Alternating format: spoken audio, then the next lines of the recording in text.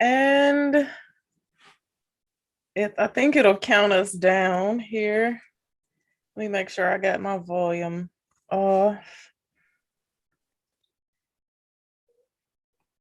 That's muted. All right. And let me figure out how to go back to Zoom.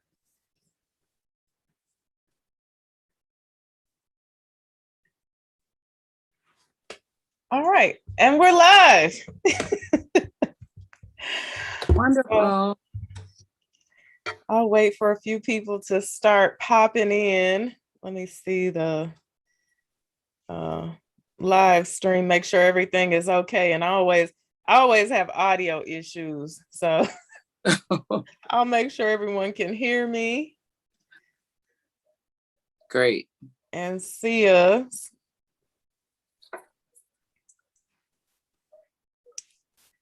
Do you all hear me? Can everybody hear me?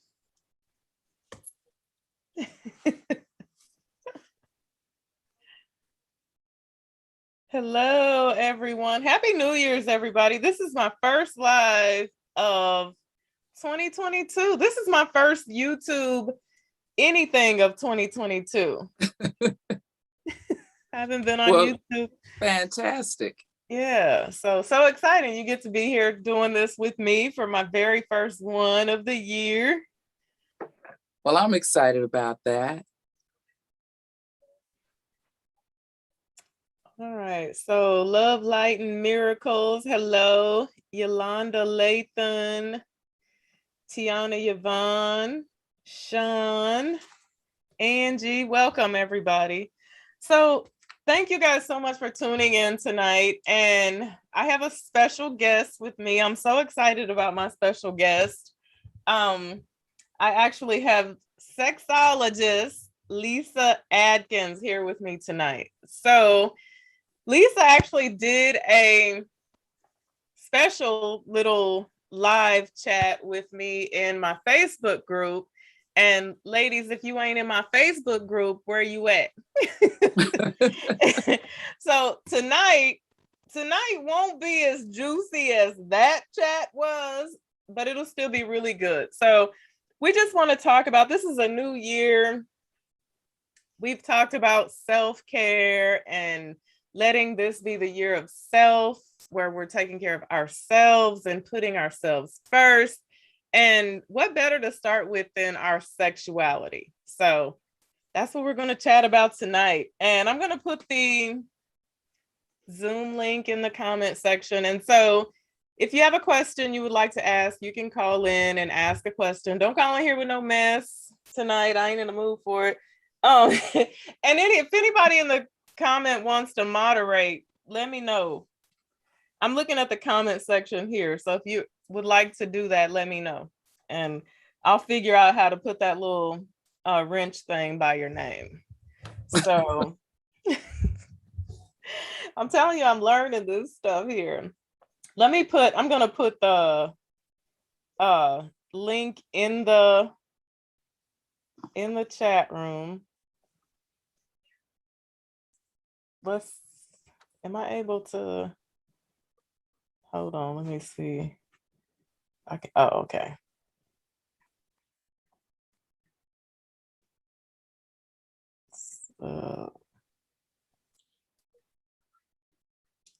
And then we're going to get on down into it. Where's my,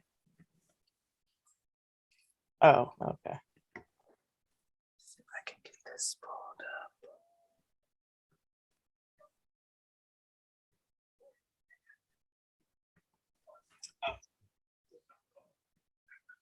All right. It's in there. Again, please only call in if you have something pertaining to the topic that we're talking about this evening. Okay. All right. Okay. So Lisa. Yes. Please introduce yourself to everyone. Tell them a little bit about what you do, how long you've been doing this, why this is so important to you, why you do this. Well, sure. Thank you once again, Eva, for Absolutely. having me twice in 1 week. It's been awesome. So I was looking forward to tonight. We Me did have a too. wonderful conversation with the ladies, but we know sex takes two. So hopefully the guys are joining us tonight and we Right. can have a really nice, candid conversation because I do this because I believe that sexuality is the nature of all humanity. We kind of meet one another in the hopes of, hopefully sharing some intimate moments with one another. So I Right. started studying sexology, sexuality, and all that good stuff in 2012. And I had a radio show for maybe about 5, 6 years and Oh, wow. talked about sex on the radio and talked about all different subjects. And it got me all geared up. But then I had a life and a job and children to raise. So I put it on the back burner. And then I thought about it a few years ago and say, well, hey, what did I talk about that gave me the most enjoyment, which was sex, because you can talk about it essentially with anyone and everyone that's willing to talk about it, Right. because everyone has a slight interest in it based on the information that they know and some of the information that they don't know that they may be curious about. So, that's where I stepped in and I got my degree in clinical sexology and I got my degree as a master sexpert. And I have my undergraduate from Indiana University in communication. So I just kind of rolled that all up together and here I am. Wow. Yeah. Okay. So it sounds exciting.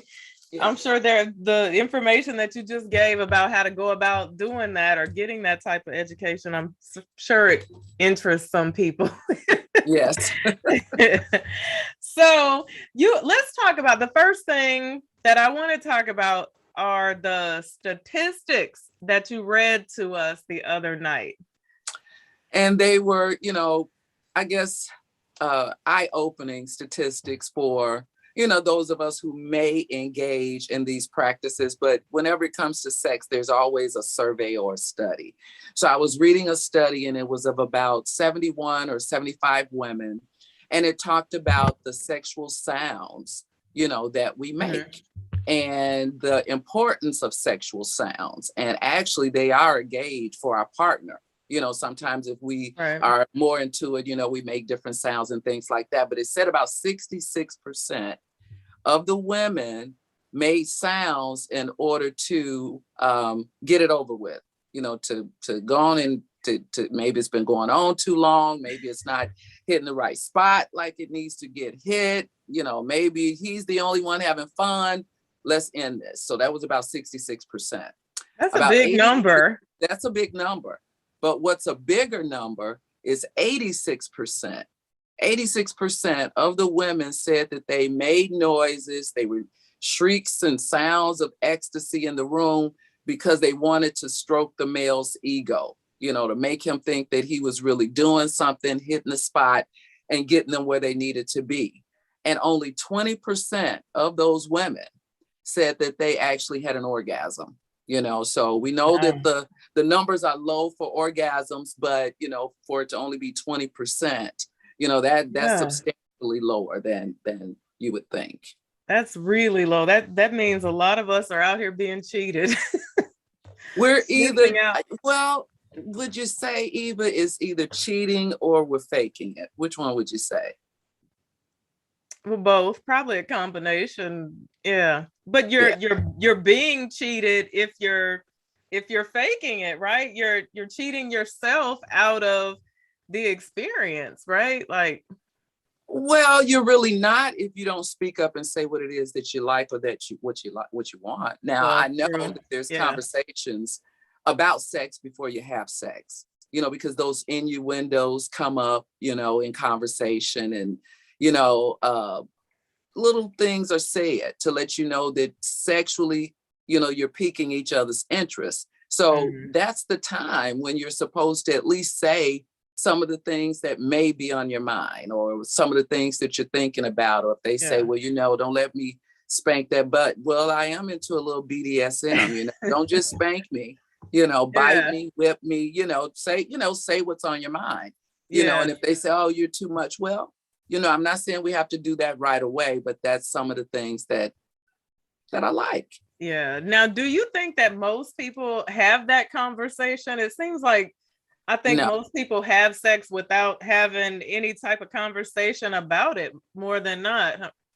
Well, they don't have the specific conversation Right. because, not too many women, if they don't like oral done to them, they're not going to say, well, don't go down on me. I don't like that. They may let it happen and you may know that he likes it and you're just letting him get away with it. And you sitting there cringing like, I really don't like this. And let me make some noise to make him think he's doing something. Then, maybe that'll stop it. So that's where that sound comes in, those Right. sounds of ecstasy that we say, we're being taken care of and we're not.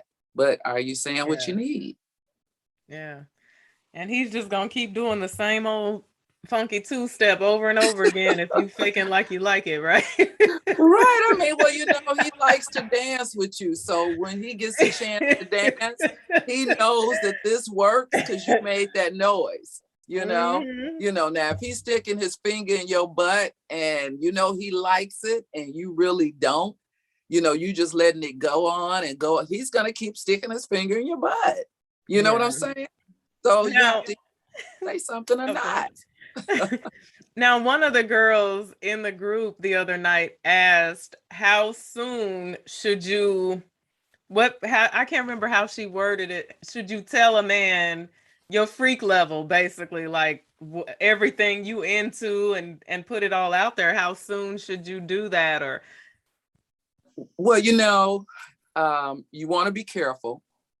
I think when you start having the serious conversations about Mhm. sex or after you've had it for the very first time. Right. If you've had it for the very first time and there's some things that may have happened and that nervous energy may come up, whereas it may not be as great the first time. It could have been a quickie. It could have been based on, the atmosphere or the surroundings. A lot of things happen with that first time, and Right. 9 times out of 10, you may bring it up, girl, that was all right the other night, wasn't it? Well, yeah, it could have been better if maybe we tried this. I Yeah. kind of like it like that, or he was like, really, do you? Yeah, well, why didn't you say something? Well, it was our first time. So it's a way to kind of lead into the conversation because you always want to start off with something positive. Right. I'm glad that we were able to get together. It really felt good just being next to you. I really enjoyed that. Then you say what's on your mind and then you end it with a positive, like next time, we get together, boy, you better watch out because I'm gonna bring it, or something Yeah. like that. So start with a positive, say what you want to say, and then end it with a positive, but you definitely, after you've had sex the first time, want to discuss that next time, because if it wasn't that great the first time, it could get better the second time, and then it could be the same the second time. Yeah. Well, I So, was gonna ask you, how long do you how long you putting up with bad sex? Like that, is there a such thing as bad sex? And can it be reversed? Someone told me to ask you that. I was like, I'll ask.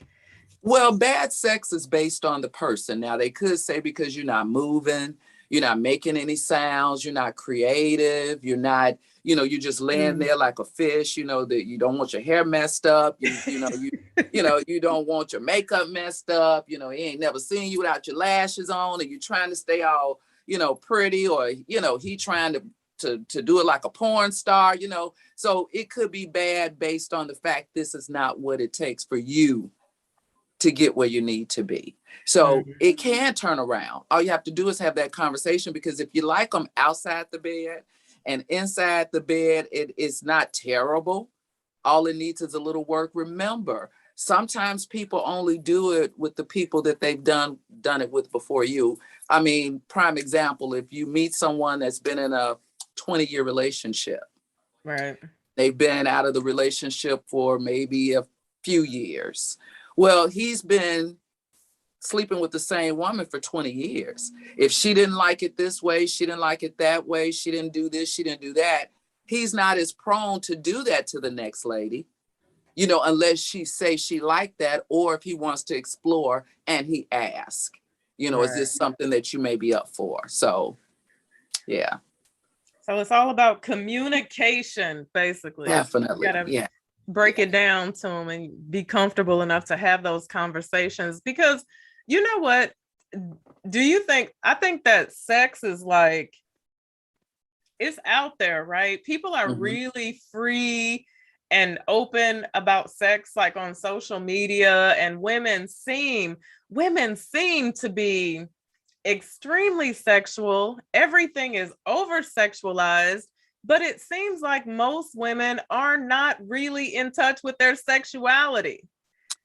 And this is true because I was on a certain platform and I said, well, all these experts out there, I need to back a little bit because everybody is this expert on sex these days and what they would say and what they would do instead of being honest and saying, that they may not have been able to experience an orgasm or, they may not have had their sexual desires met and fulfilled because they may not be comfortable saying it out loud, or they Right. may have certain desires and different, they don't know how to get into certain relationships where they can explore certain desires that they have, Right. and it all breaks down to communication.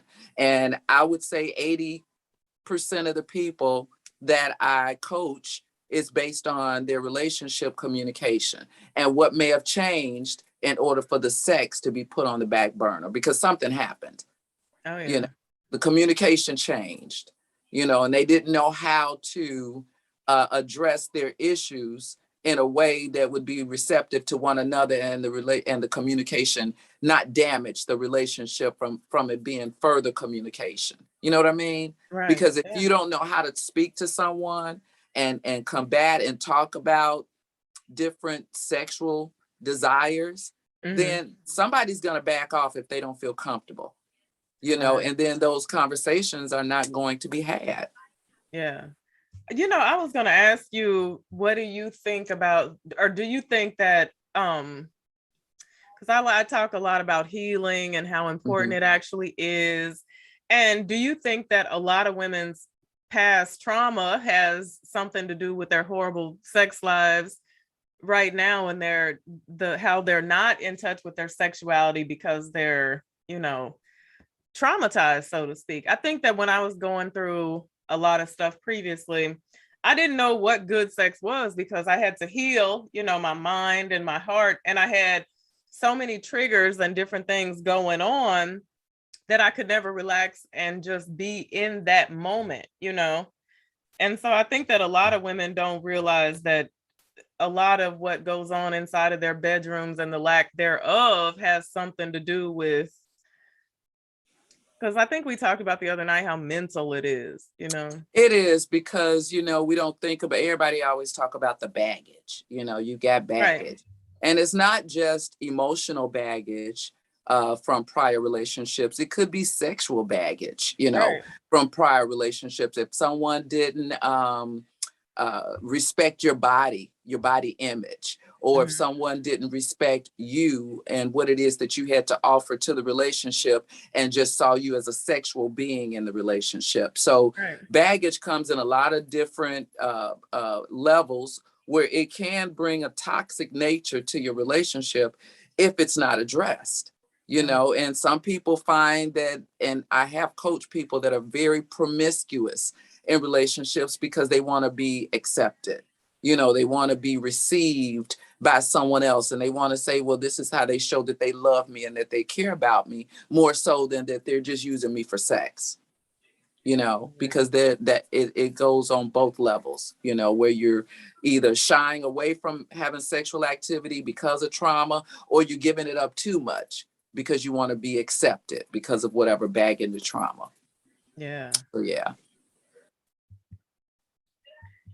So what's the first step in getting to know yourself, getting more in touch with your sexuality? What would you say? What's the first thing a woman should do? Well, most women cannot say out loud, even if it's to themselves, if it's in a bathroom, a bedroom, or a closet, even. You can't say to yourself out loud what you want sexually.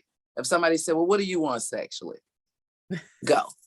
and they say Yeah. go, it's like, what do you mean? Like what you mean? How do I want to feel sexually? Well, what do you want sexually? So, I mean, it's not a loaded question. You can say, well, I want somebody that can turn my body on. Okay, that's kind of broad. How?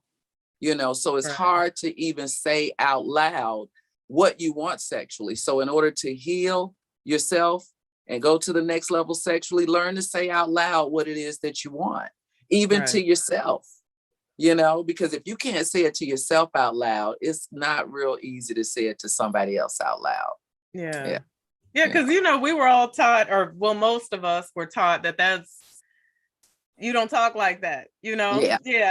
You don't talk like that. You don't talk about that, Right. You have breasts, you have this, you have that, but don't talk about it. Don't ever. So.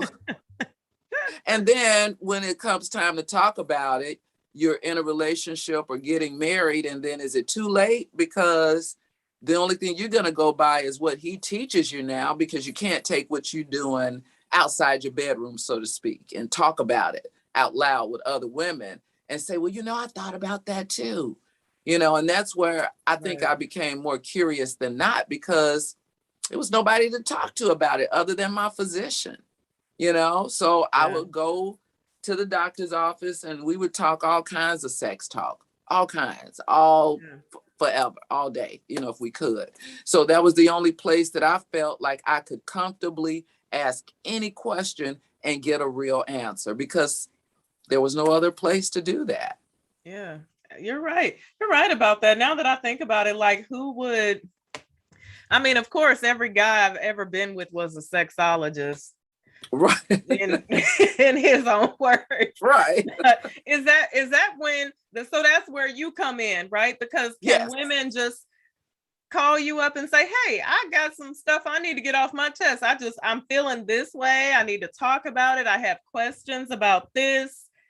Yeah. They need to be calling you. I coach people if they're looking for ongoing coaching. If they go to my website, InsideMyBedroomCloset.com, I've got packages. But if you just have a question, I'm not obsolete to answering one question. You just send me a question. You can go to my website, contact us. You can send me an email, InsideMyBedroomCloset@gmail.com.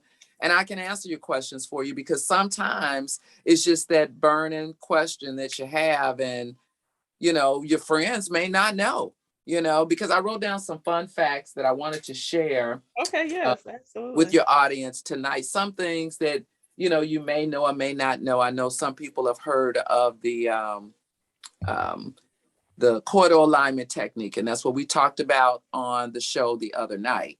And that was in reference to the video where I was doing the clapping about the sound effect. But I was really talking about this technique that excites orgasms in women.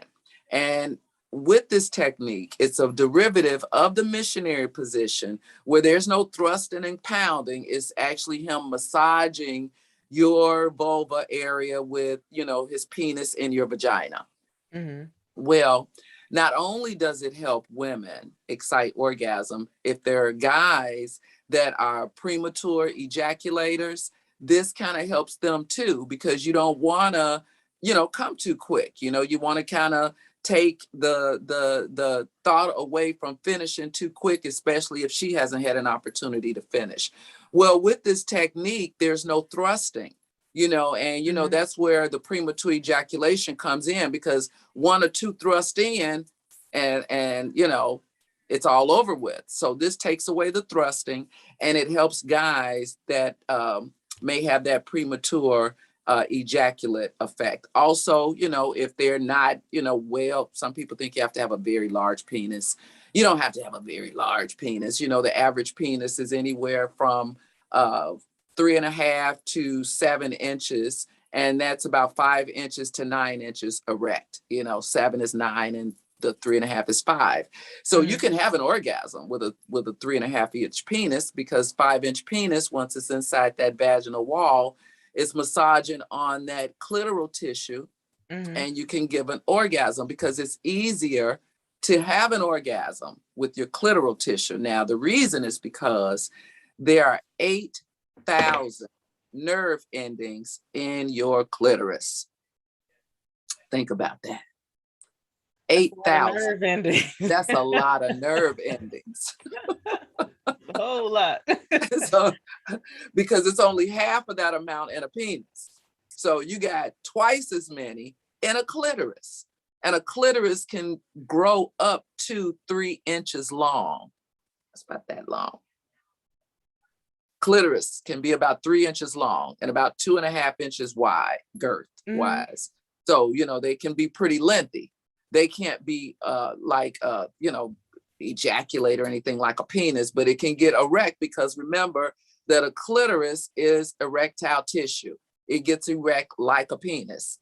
Now, and a circumcised penis is not as sensitive as an uncircumcised penis. An uncircumcised penis is very sensitive, because you have the that one we all hate. Yes. It may look kind of funny, but trust me, the guy that's got one is having a good time, Really? Now, of course, guys don't have any control over it, because we as women get it done to the young sons, when they're in the hospital.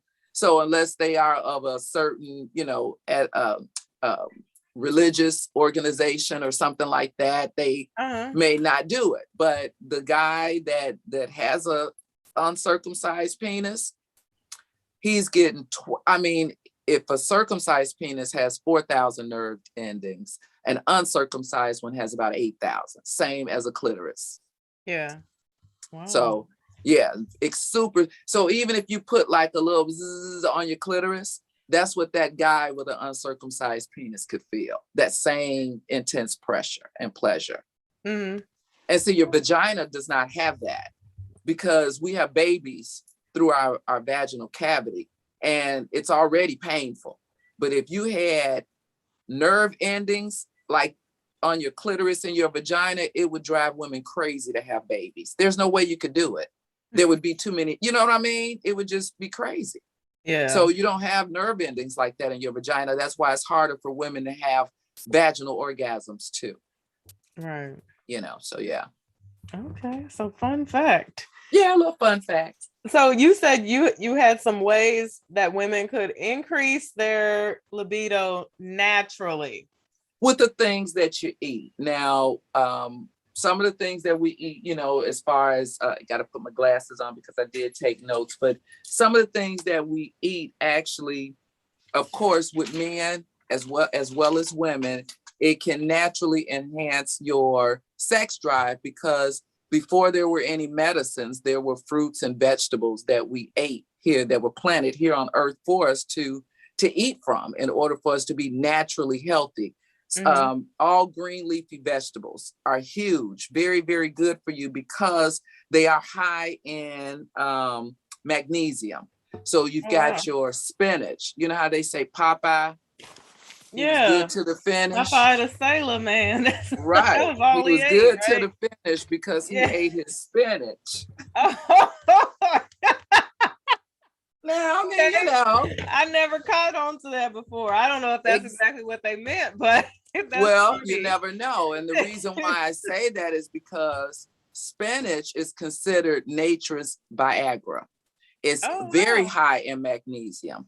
And the one thing that magnesium does is it gives blood flow to your extremities. What do you need for a healthy erection? Blood flow. Blood flow, yeah. Blood flow. Oh, wow. So if you're eating your nuts, you can just Google it, and find out what foods are high in magnesium. You've got your okra, you've got your nuts, your seeds, your bran, your wheat, things of that nature. You've got your red wine, your dark chocolate, very high in magnesium.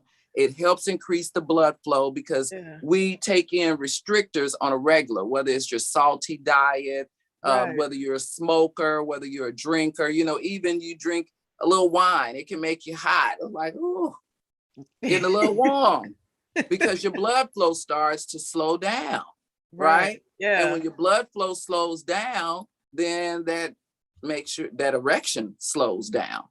It's not as quick to get up as it is, if you weren't drinking. But yeah, so I'm sorry, I dropped my glasses. But Yeah, so you want to definitely eat your oysters and your green leafy vegetables. And if you are a juicer and you juice anything green, you're helping yourself out. You definitely, doing a benefit for yourself. Now, naturally, the one thing that everyone can do is get the proper rest. Rest. Yeah. You won't believe how hot. Now, we all may get stressed out, whether you're looking for something to come in the mail and it didn't, or the kids missed the bus, or you were late from work or something going on. Anything in the world can stress you out. Right. We all have different hormones. Cortisol is the stress hormone. Okay. Cortisol can take over to the point that you can't have an erection. Your libido won't even make a dance for you because I'm too stressed out to think about sex. Well, if you do get the proper rest, it's called the circadian healing therapy. From 10 p.m. to 2 a.m., your body goes through physical recovery.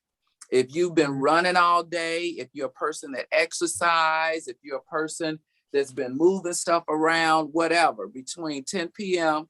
and 2 a.m., your body heals from any type of physical stress or labor that you've had. From 2 a.m. to 6 a.m., then your body goes through that mental recovery. During this time, your cortisol levels are decreased, your estrogen levels and your testosterone levels increase, as well as your oxytocin levels. Oxytocin is the cuddle hormone. That's the one that may make you want to spoon a little bit longer in the morning. So you got your dopamine, and dopamine is the excitement hormone. You can't wait to touch him. The thought of you seeing his face just turns you on. The thought of hearing his voice and all you saw was his name pop up on the caller ID. That is dopamine. Then you've got your serotonin, which is that long lasting feelings. He knocked it good for you this morning. You've been thinking about that all day long. That's serotonin. You want these hormones to work for you naturally. Yeah. Just like oxytocin. But I'll talk to you about that. Sometimes when you are trying to have a baby, they say that there's certain times when women ovulate. Right. Well, I want to give you some fun facts about what's included in semen and the reason why they say that. Now, some women decide, or men or whoever, decide to swallow. Some, they may duck or do whatever, but there are, nutritional value in semen. Okay. Not sure it's going to change my mind about it, but I'm dying to hear this. Right. I'm just going to tell you, you might be a little surprised. Now, included in semen, it's on an average volume, it's less than a calorie. It's got glucose and fructose. Of course, it includes water, ascorbic acid. It has enzymes. Now, what's important is zinc. What do they say zinc is good for? Your skin. That's why they said, oh, rub it on my face. Zinc is great for your skin. And semen is high in zinc, so it is very good for your skin. It includes copper, calcium, magnesium. And we said magnesium is good for healthy blood flow. It includes cholesterol, sodium, amino acids, vitamin B12, as well as potassium. So that's all included in semen. Now, the reason why they say that, sometimes you see on these movies, come home from work, I'm ovulating, we got to have sex. That's because semen includes properties called LHS and FS, which help induce ovulation. So men, they say, don't wear the tighty whities. And that's because you don't want your scrotum next to the heat of your skin. They want you to wear boxers so the boys can hang, and it's not restricted. the little soldiers when they get Right. ready to start flowing. But that's the reason why if we have sex when we're ovulating, then it's a higher probability to get pregnant because of the properties that are in semen. So there you Oh. have it.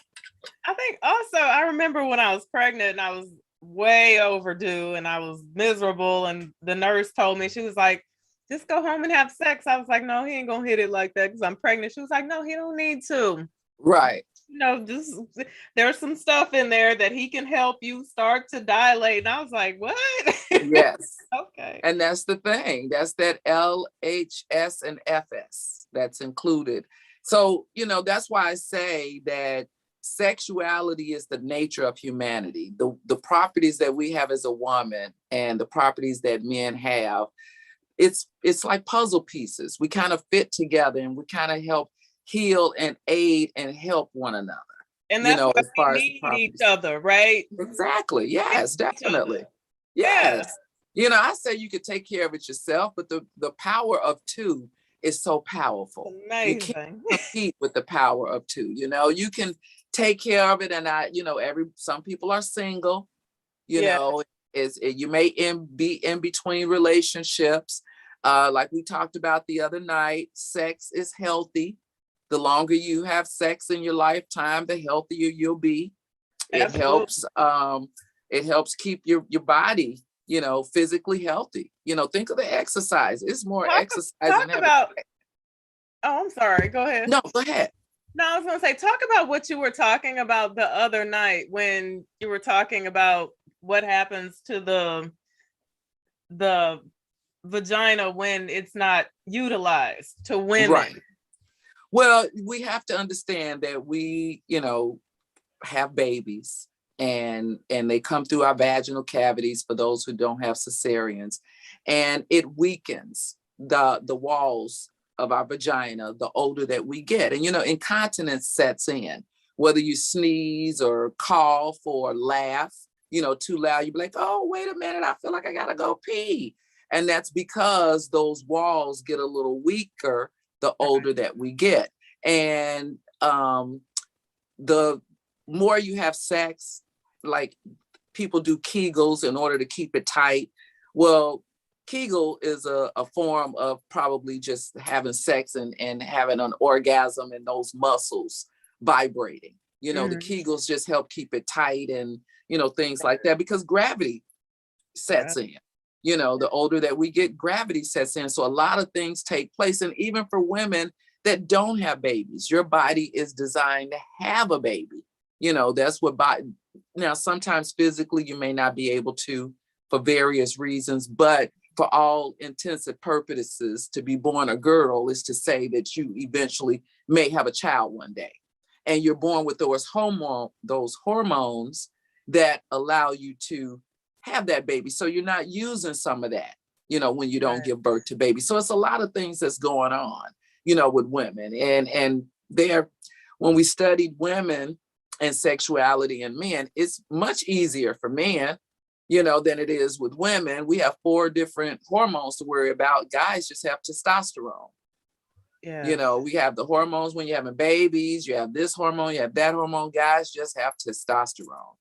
Yeah. Women, you worry about foreplay so you can get wet. Like I told my female client, well, a man's penis is hard. It's pretty much foreplay. That's saying I'm ready. Hello. Now I need you to get ready too.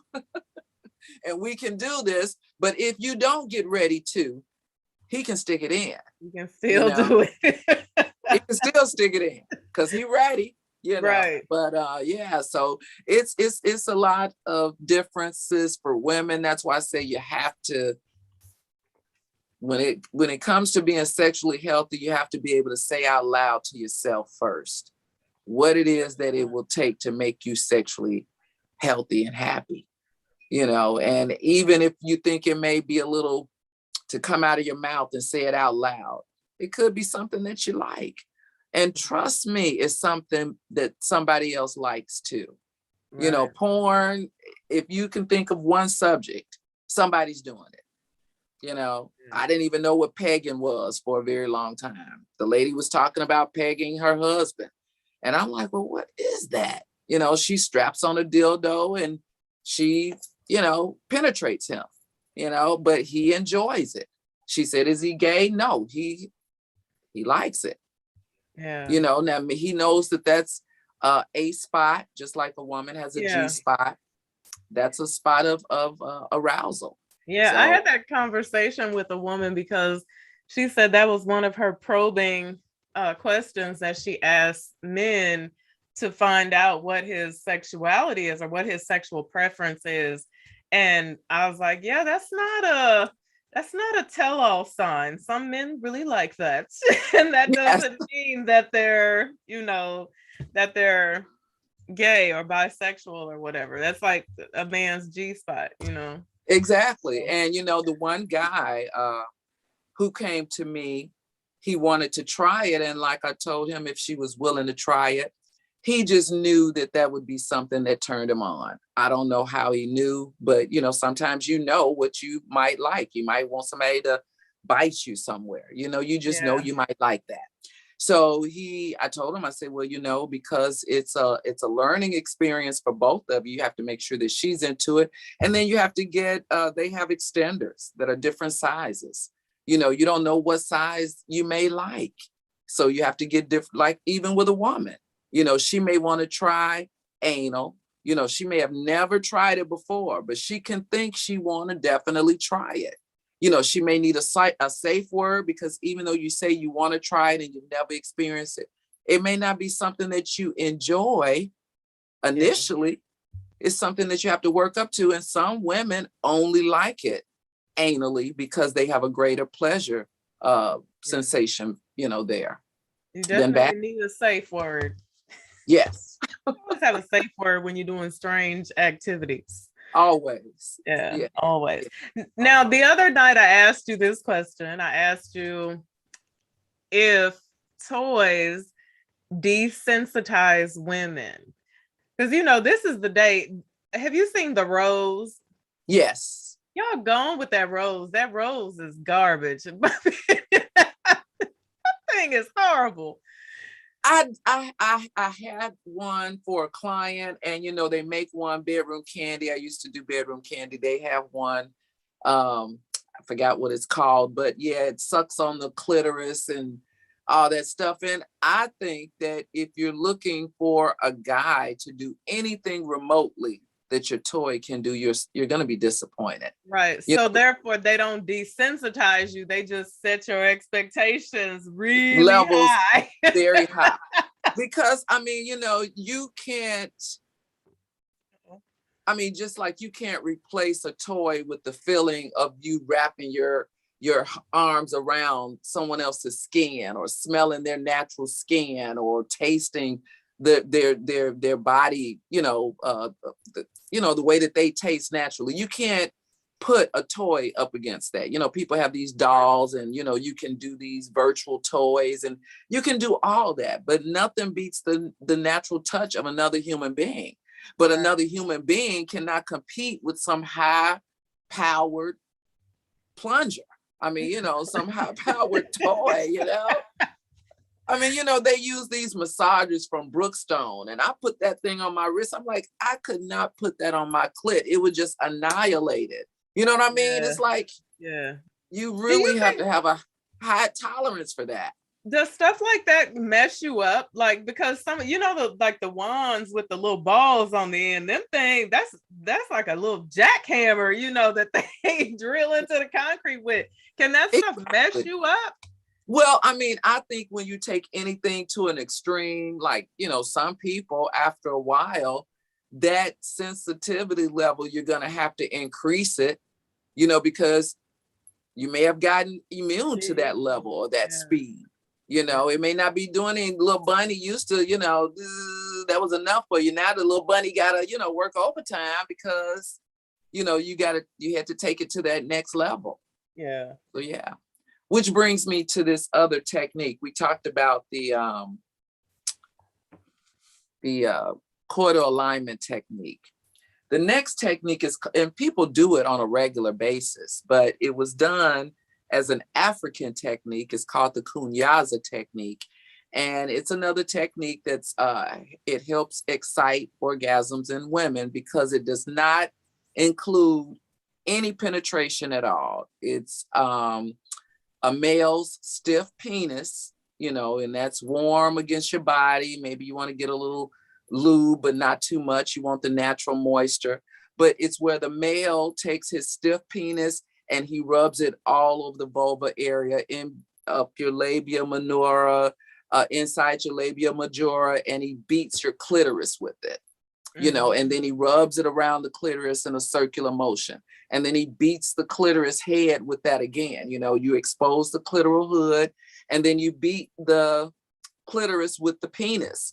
And it's a very effective technique because, like I said, some people do it now and didn't know that it was a technique, but that also helps desensitize the head of the penis from wanting to ejaculate. Oh, okay. Because the head of the penis, if you're doing it like that, it's not going to ejaculate if you're smacking it up against something. Just like if you're having sex and the guy pulls out from the back and he pops you on the butt with it or whatever. He trying not to come, and that kind of takes away that angst of wanting to do that. And then he'll put that back in. But so that's a real older app. And I said that because the African civilization, and this is a very old technique, queens and kings from ancient time did this, but Western civilization saw sexual, the Puritans, it was taboo and you couldn't talk about it and all this other stuff. Whereas Africans, they were glorifying the fact that this is what you can do to please the woman and excite pleasure in the woman. So based on two different continents, Western civilization, don't talk about it, it's taboo. The Puritans say you can't do this, the Catholics say you can't do that.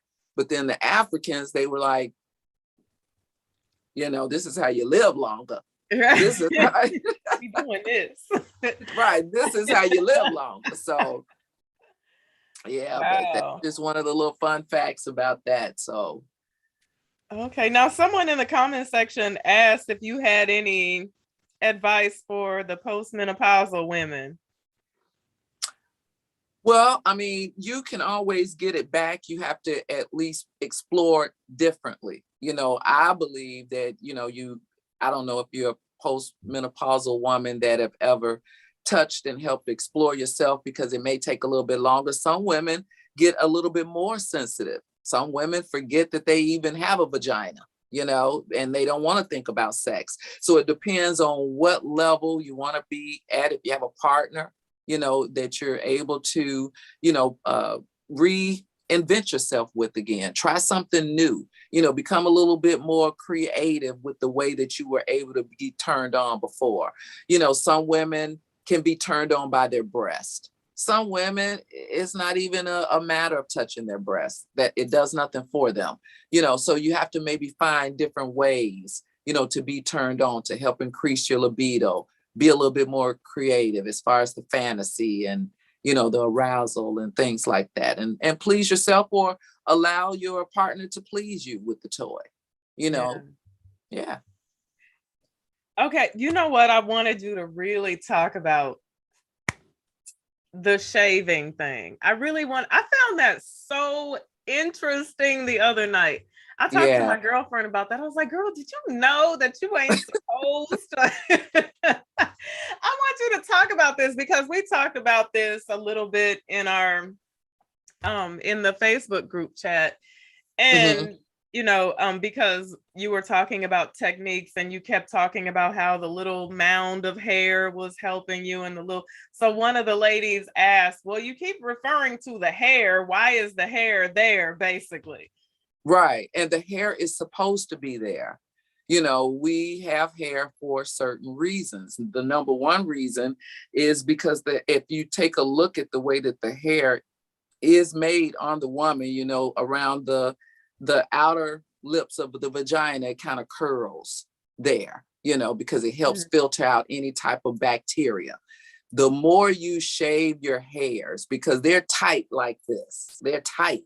and you shave them and you're making them loose and looser and looser and looser and looser. And then bacteria could get in through your pores, because if you take a look down there, you can see the pores. You can see the little tiny holes. They don't disappear. And when you're having sex with someone and they're sweating, or even if they put cologne or anything down there where it could be an irritant to you, by them sweating and opening up, your pores are opened up for that bacteria, and you don't know where you may have gotten a certain infection from or something like that. If there are any beauticians that are out there, they know that it's called the epithelial layer of cells. Uh-huh. And you're not supposed to totally annihilate those cells with the waxing. And think about that. You putting that hot wax on there and you rip that tape off, and you have ripped off your cells or those hair follicles to the core. Yeah. You have ripped them off to the core. So you don't have anything sheltering you from being exposed to something else, any type of bacteria, any type of anything else that you can get. And then you have to understand that that's where your natural body scent comes from. That pheromone, and you're a perfumologist, you know what I mean? So, that pheromone is that natural scent that they try to get, that's extracted from the smell of a woman, and found in between your legs. Because if you have a dog, like I said, any dog walk up to you, they're going to start smelling your crotch. Next time they smell your crotch, they're going to be like, oh, I know her, because I smelled her crotch before. But that's where your natural body scent comes from. Right. And you know what's funny? If you talk to young girls, the first thing that they will tell you is that hair holds smell. Yes. That's the first thing they will tell you. Your smell. You're right. Yeah, your smell. Well, why do you get a Brazilian? Why you take all the hair away? Oh, because hair holds smell. Right. But it's your smell. You even have hair even in between your butt cheeks, to weed out any type of foreign bacteria that would come into play down in that area, is to help weed all that out, So you're supposed to have it, and anybody who don't want a little bit. And my doctor, told me long time ago, because, I was the little girl that would sit in there and ask all the questions. My mother, Lisa, get out the room. But I said, well, are you supposed to shave it, comb it all down? Well, you can, use the little nair, like he said, to remove it from your bikini area. He said, but don't ever remove your hairs like that. It just removes your natural body scent. Yeah. Wow. Yeah. Yeah. And expose you to stuff that you don't want. Right. And so you said the guys that like that baby's bottom smooth vagina are the ones that are watching all the porn. Yes, because on 99.9% of the porn, she's slick, and smooth, and if he's slick and smooth, number one, is that angle that makes it look a little bit longer and bigger than what it is, because that hair kind of shadows it and makes it look like a little stub. If you remove the hair, it looks like a longer penis. But you don't want something that's just totally smooth like that. That's very infantile, and you want to think about that, but some men are just trendy, the what do you call it? The metrosexual. They hate to be called that, but I mean, I don't know what they want to be called. But me either. You're not wearing socks, you're ankling, you're oiling your ankles, and your pants are above, and you got your eyebrows arched, and probably shave your chest hairs too. So no, they said they want to be called men that take care of themselves. Okay. All right. Well, like I said, I want a man that takes care of himself and shave his mustache. I want him to have some facial hair to show me that, he's an adult, grown man. Groom your facial hair, something. It's all based on preference, and that's what I like. Absolutely.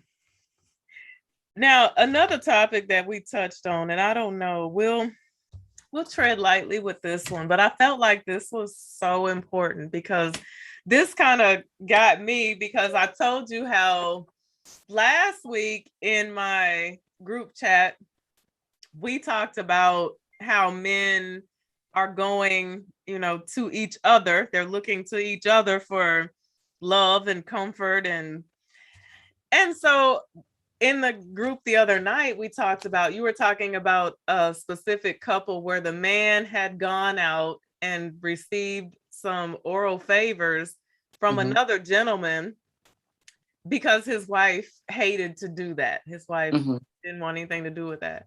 So I thought women should hear this point of view and hear what you were saying about how he's not gay and his reason in behind doing what it was that he did. Okay. Well, and in the scenario that I spoke about, it was a couple. They had been married for quite a few years. And you even have to understand that some couples may not, the husband may not want to see his wife getting down there, doing it, swallowing the whole shot, And then if it's a guy that really enjoys oral sex and she doesn't do it great or doesn't want to do it at all, does that mean that, he's not supposed to have it done? Well, he felt like he wanted to have it done. And he went and he knew a gay guy that did it for him. Now, as he said, a mouth is a mouth. If I was blindfolded, I wouldn't know if the mouth was on a male or a female. He said, I didn't want to see the guy naked. I didn't want to touch him. I didn't want him rubbing all over me. All I wanted was my penis in his mouth. If it was a girl, I'd have all kind of trouble. She'd be calling my house, harassing my wife, and I don't have time for that. He said, I'll never see this guy again unless I choose to and give him whatever he needs, for the little favor that he's going to do for me. So in saying that, he's not gay. He don't have any gay tendencies. He didn't want to be with a man sexually. He didn't want to touch the man. He, none of that, and like he said, if he was blindfolded, to him, a mouth was a mouth. But he put it in that perspective because he didn't want to bring any drama to his household. And he know that if he had to deal with a woman, he would have to deal with her maybe more than once in order for her to have oral sex with him. Not a guy. Wow. That takes it to a whole nother. And then guys enjoy it. A gay guy likes it. Yeah, a woman likes it, but she may do it out of obligation, necessity, or favor. You know what I mean? Or it's your birthday, or it's Christmas, or it's Halloween. I don't know. It may have to be a holiday. Anniversary, right. But with a gay guy, if he enjoys it, he's going to do it great because he enjoys it. He just likes it. Yeah. He likes it. It's not a necessity. It's not an obligation. It's what he likes. So therefore, with women, when I do fellatio coaching, then the first step is you got to be excited about it. You got to like it. Yeah. You have to want to do it. You got to approach it like a seduction, almost. You don't do it like, okay, fine, it's my turn to do you. You just did me. And that's usually how we do it, though. Right. Oh, dang.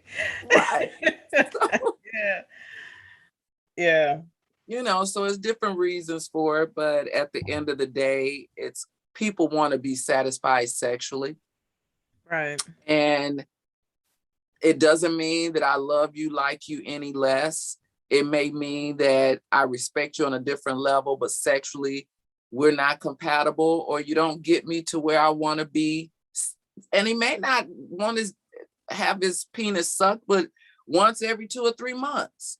You know what I mean? It may not even be that often. He just may want it done, and she just don't do it at all. Yeah. And when she does, she hates it. She hates it. So it's not going to feel the same way when this guy does it. Right. Yeah.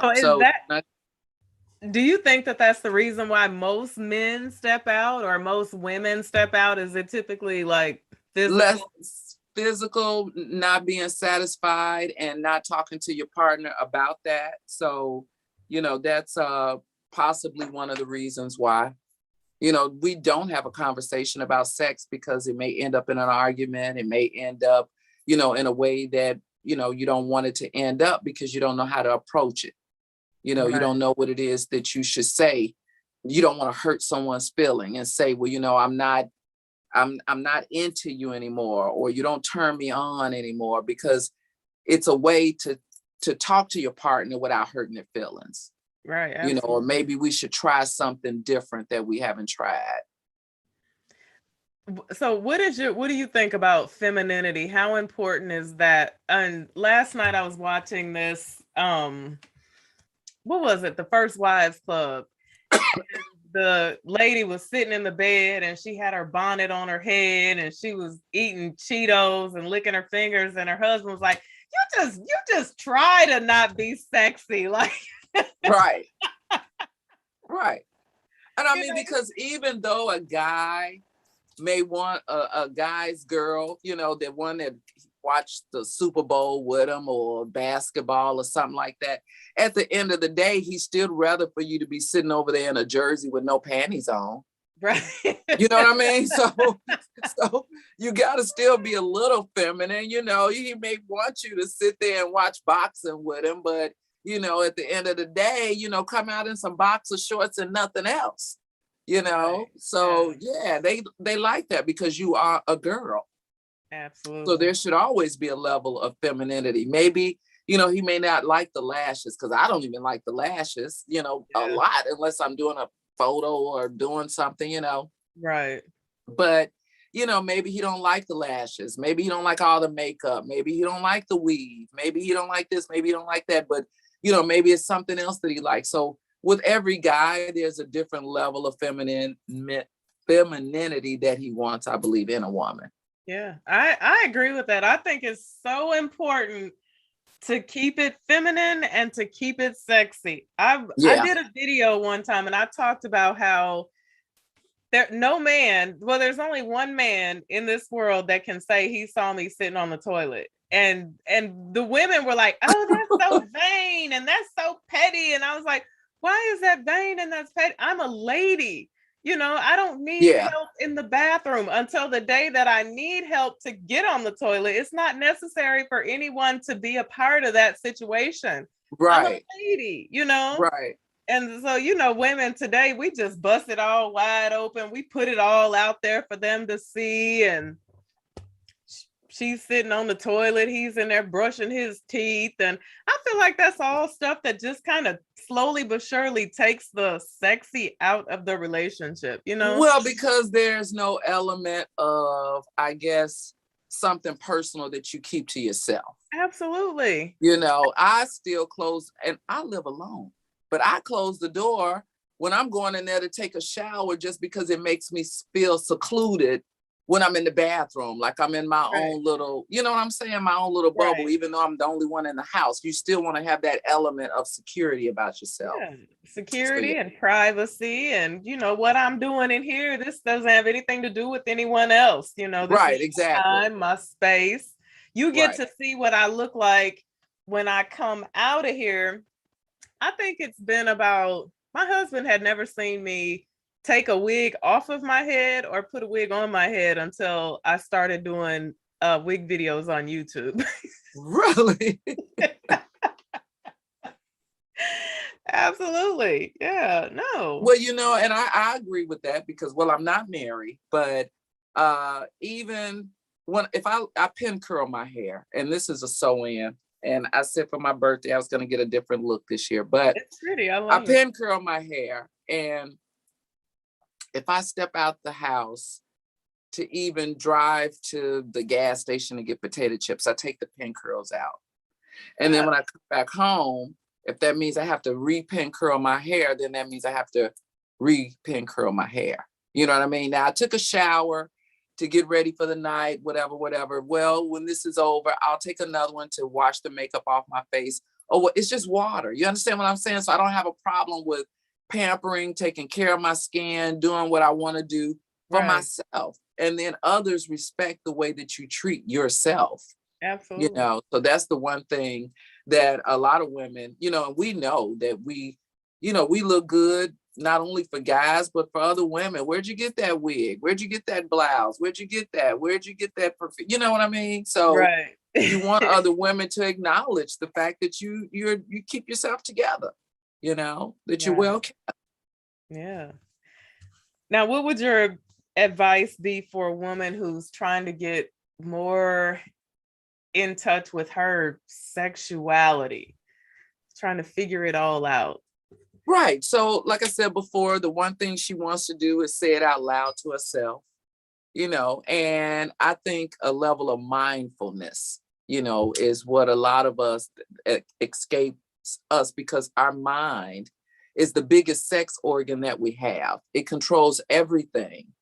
So when you're thinking about your own sexuality, you have to sit there and you have to really study even like when I take a shower, I'll say, oh, the soap feels, I go through the whole mind thing that I'm in the shower. I don't take my mind outside the shower stall. Yeah, you were Or, talking about that. yeah. I mean, I am Mindfulness. totally Yes. into myself when I'm in the shower. I don't think about if I put the food up. I don't care if I didn't uh, pull the covers back for bed. I don't care about anything other than what's happening in the shower. And that's how you study mindfulness. Being in the moment is mindfulness. And when you're in the moment, you're able to enjoy sex better, Right. because our minds wander so much, that we can't enjoy sex because we're thinking about too many other things. But when you learn to enjoy the moment and stay in the moment, you're able to enjoy sex a whole lot better. So that's one thing I would say: learn how to say out loud what it is that you want and take control of your mind, so Yeah. that when it's time to have sex, you can be in the moment and say, hey, I love the way they're touching me.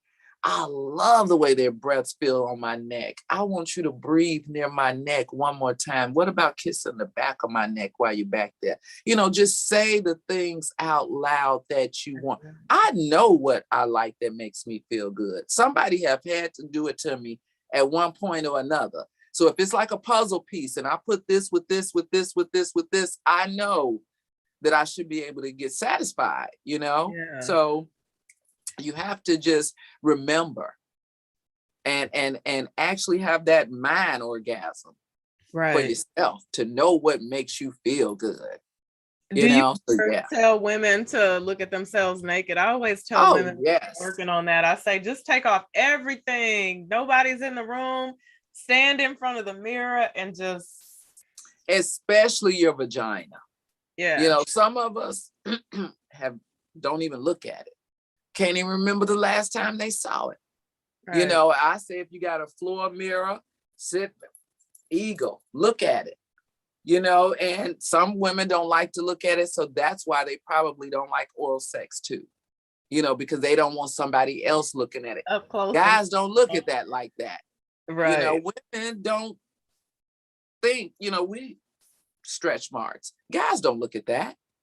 They don't look at the things that we look at. So you have to be comfortable with yourself naked in the mirror.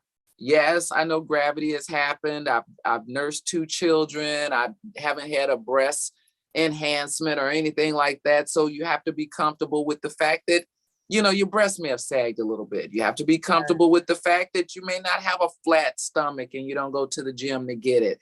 You have to be comfortable with who you are so that you can share that with somebody else. Right. Yeah. And like we talked about the other night, we talk about guys like that. We talk about they little saggy, what, and they, but I've never heard a guy say that a woman's vagina was ugly or he didn't No, like the way it looks. Men don't no. talk about us like that. Now they talk about everything else, but they don't talk Yeah. about Yeah, they don't talk about that. that part They of it. they Yeah. they looking to get it in. They don't have time for the insecurities that come with it. Oh, I shouldn't look at her stomach. I'm not gonna look at your stomach. They don't do that. Yeah. So yeah. We have to just get over ourselves. Get over And we do ourselves. that when we're not our 16-year-old selves anymore. You know what I mean? You were probably your best at 16 or 18. Your body was popping. Babies later, you work and you can't exercise and do this and do that. So you have low self-esteem based on the way that life has happened. And you may not have been able to work out or, look your best or whatever, but as long as you accept you for who you are, they will too. Yeah. Or do something about it. I say that all the time. If you ain't happy with it, if you feel like you need to lose 20 pounds, lose 20 pounds. Yeah.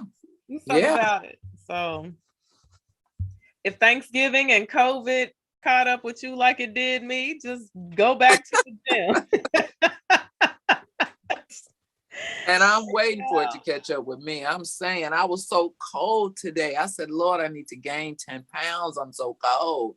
It was cold today. Oh, it was cut you cold today. Yeah. It was like, Yeah. I felt like my nose was gonna fall off my face. I never felt my nose feel like that before. I was Oh, outside, I was like, oh my God, this is terrible.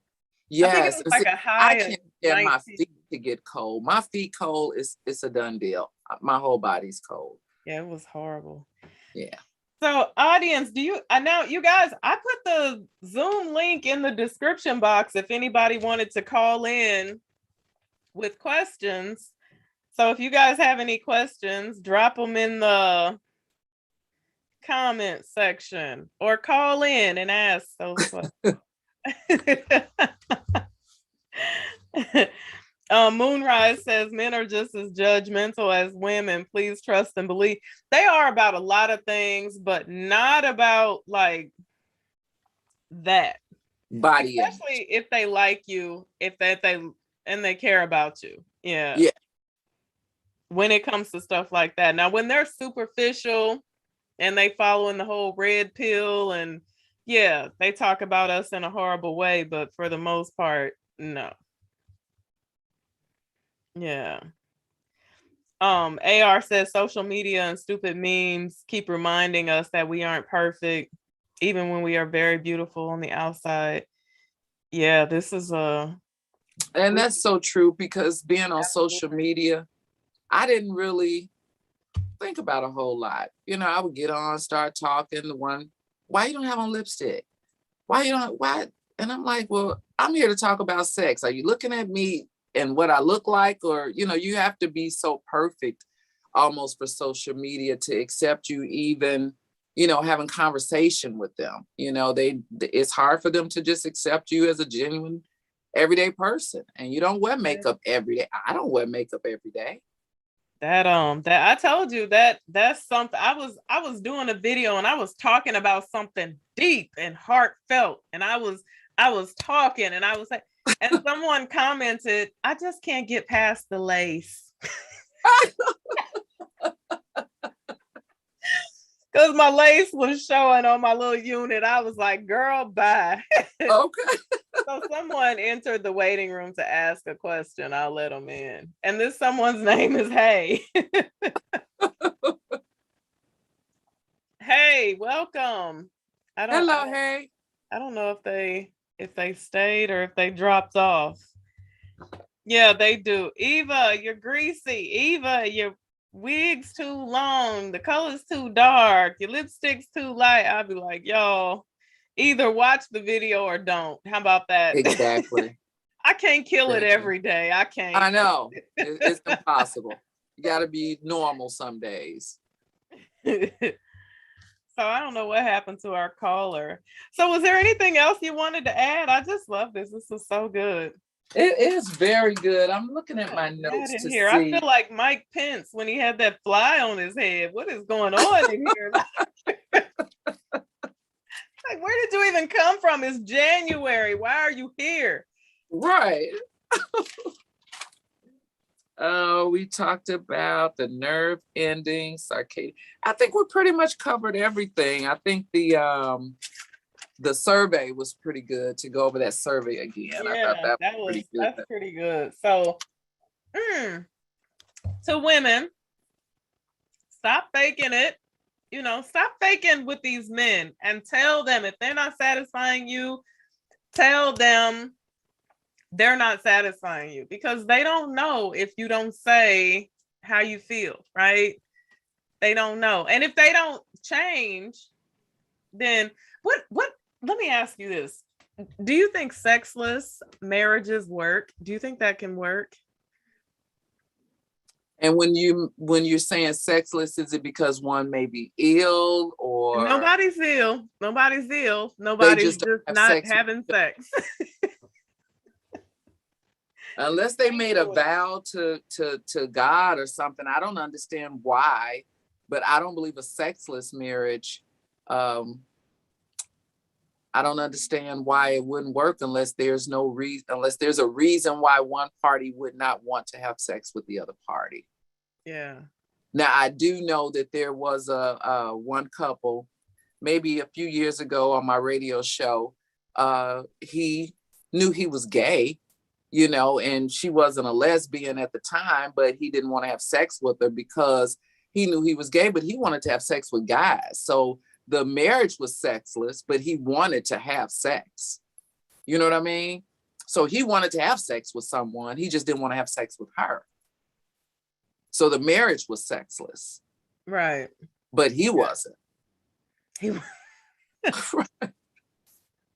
Right. I mean, you know, okay. We're sexual creatures. We're all born with that innate want. I mean, whether we have sex or not doesn't mean we don't want to. Yeah. Some of us don't have it because of reasons, you know, could be overweight and just, you know, never had it, whatever the case may be, but that doesn't take away the need or the want to have it. Absolutely. So June, I don't know if June wanted to call in. June, the link is in the description box if you want to call in. So, well, thank you so much for doing this with me again. Okay, so everybody who's in this chat right now, 360 people at the moment, or no, 394. This is the most people I've ever had on a live. You should know that. Really? Wow. Absolutely. I don't think I've ever had awesome. Yeah. they want to know, right? Right. Well, they need to know that next time I'm on, just ask whatever they want. Okay, I'm pretty sure there are questions out there that we didn't answer. I'm pretty sure. Now I have someone calling in to ask a question. Sure. June. Good evening, June. I don't know what happened. Every time I click on some. Oh, okay. There's June. Hey, June, how are you? She's connecting her audio.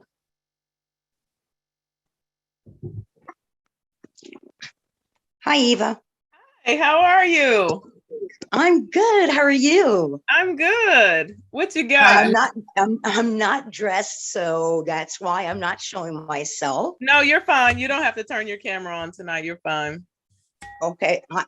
I'm so excited listening to this because it's so important that we as women know that it's okay to say to a man that, you know, in an appropriate way, that if he's not hitting it, so to speak, if it's not happening. And I found out, I mean, I am a woman of a certain age, and I remember talking with ladies on the job and girlfriends, and they were all ashamed to tell the guy that he's not hitting it.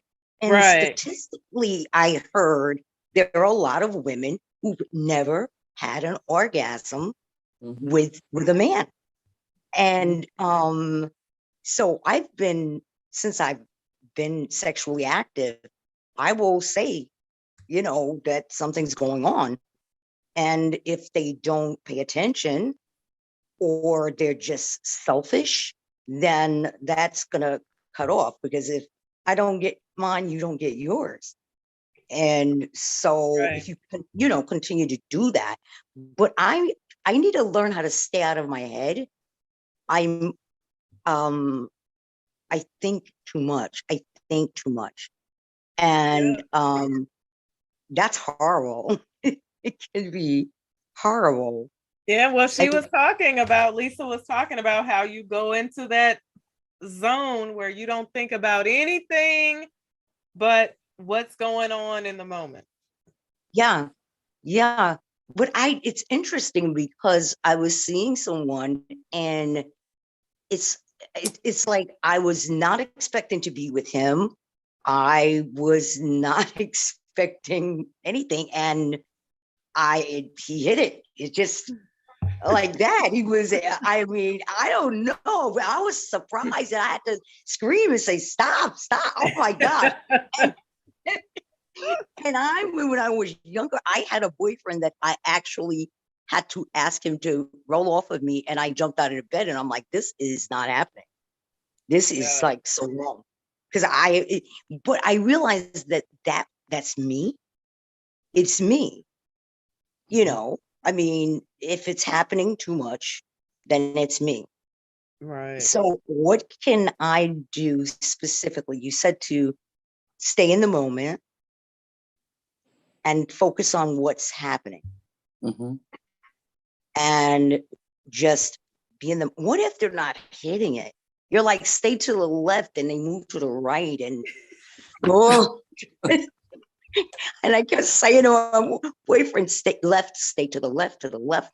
And he's like he's not hearing me. And it's so annoying. It's very annoying. Then I don't want to be bothered. Well, I mean, you should not want to be bothered, especially if they're, not listening to you. But no, I'm just saying that if you've had sex more than once or twice with the same person and they're not hitting it, it's a way to have the conversation, when you're sitting down watching television. Like I tell people, it's a method to it.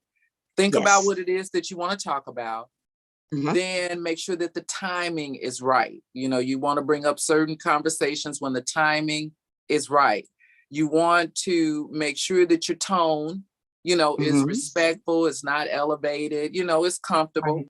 You want to make sure that you reach out and touch the person, because that gives a level of comfort. Like if you talking to them, hey, babe, touch their hand or rub their arm.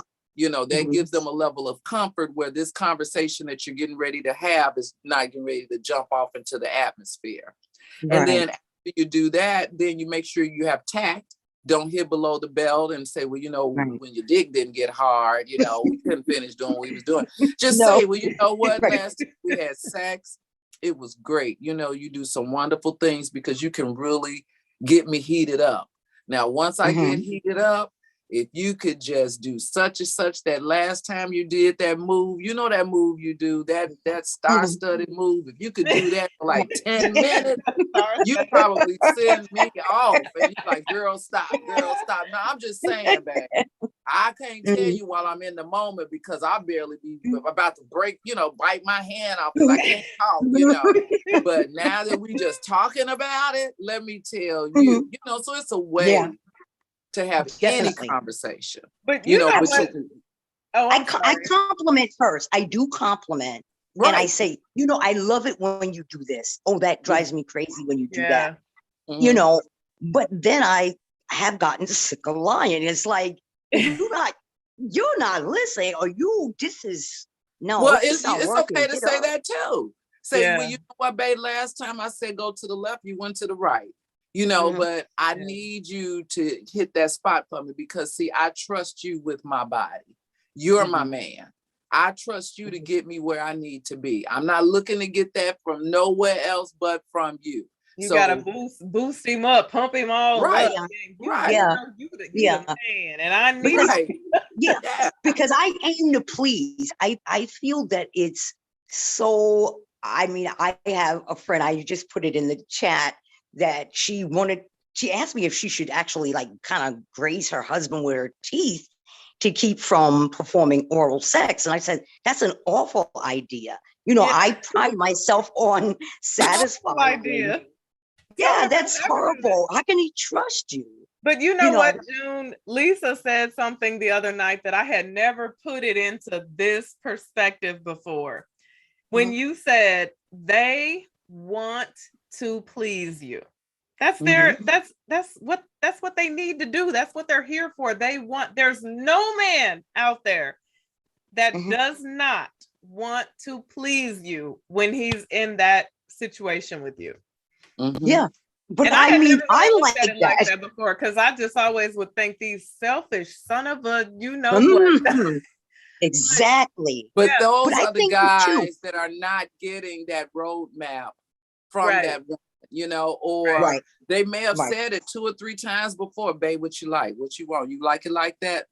Mhm. You want me to Right. do it like that? You know, so they're not Mhm. getting that verbal, you know, from Right. them. Now you sound like you're extremely verbal, and you Mhm. should be able to articulate what it is that you want to him for him to be able to do it to you. But like you said, Right. you're just gonna have to look. I want to talk to you because you my Mhm. man, and we're gonna keep doing this thing. But I need you to Mhm. hit me in some spots that's gonna make me Right. remember the, you know, just say Mhm. whatever you need Mhm. to say, but let him know at the end of the day, I got to get this from you because you're my man. Right. Right. And I think too, being honest, being a businesswoman and starting out as a businesswoman at an early age, I think that I I'm now learning to lean into my feminine energy, Oh, and being a little controlling can have actually be a problem that I yeah. understand. So because my role in the bed is like, oh, I aim to please him. And then when I don't get that back, it's like, wow, don't you have any pride? I'm thinking in my head, you know, why wouldn't you want to please me? Why wouldn't you? And I have to admit that I do look at myself. What am I doing? You know, I'm not just blaming myself. Some of them have been really whack, you know, and those are the ones I've gotten rid of. But someone you really care about, and to me, communication is everything. It's very important, Right. you know, and talking and saying it in the correct way. And now Yeah. that I'm more mature, I make sure that it's correct. It's not, Absolutely. I Just mean, even ask after the the third question. time, even after the third time, it's not, Right. you know, like you're whack now. Go ahead, boy, get out of here. But So thank you. We want to thank thank you, you for calling in. I have people thank waiting you. in the waiting All room. right, So much, but thank you ask for her what taking me. you want. I will. Thank you, sisters. Good Thank Happy night. New you. Year to you. All Have a right. good night. Good night. Thanks.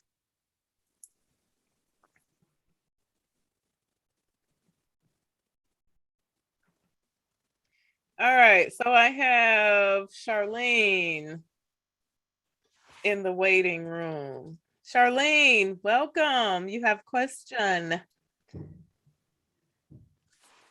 Are you there, Charlene? I have a couple people waiting. They have question. Charlene's audio is connecting. Y'all, I'm coming to the comment section. Y'all be patient with me. Um they're like, there's questions in the comments. Bree, can you? I mean, Bree. I sent a message to Bree telling Bree, I'm scrolling. Charlene, can you hear me?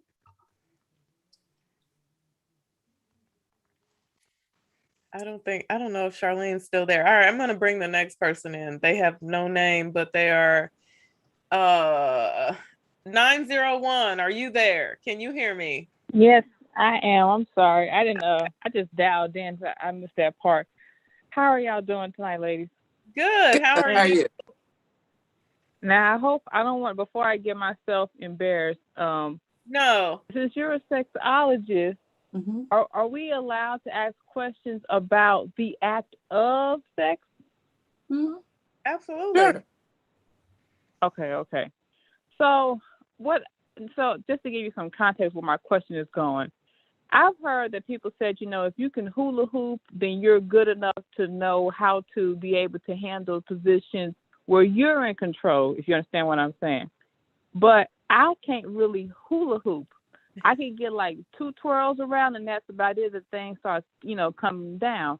So I've never felt confident whenever on top, so to speak, and we're wanting to know, like, how do you really maneuver that position? Okay, so you're talking about the like the cowgirl, like you were riding a horse or something? Yeah. Okay. So, well, let me ask you, and thank you so much for asking that question because I'm pretty sure, others may want to know this too, but I guess my question would be now, when you're on top, are you looking to move like you would if you had a hula hoop around your waist? Is that what you're saying? Because some people kind of move in a forward and backward position like you were riding a horse, like giddy up, more so than hula hoop. Yeah, not so. Just to be transparent, like I've tried to probably about every 360 degrees, and never really got like to like the correct way. The most that I could ever think was just go up and down, But Right. Now I you felt can at go times up like, and down. Are you trying to have an orgasm, or is this the position that you like, or the reason for wanting to be on top? to be on top, just to be more in control, not to be in control for like the duration, but just to know that like that if you were on top and you had somebody reach their climax, you would feel like I am the stuff, So to be in that type of control. Okay, now that's a good thing, but everybody can't have a climax or ejaculate with her on top. Okay. So you may be in control, and it could be feeling good, but then if he take and flip you over, it's because he wants to have his orgasm, and I got to get in a position where I can have an orgasm. So it's not a matter of you being in control at that point. Yeah, but try to lock them hands and get on them feet. That might help you.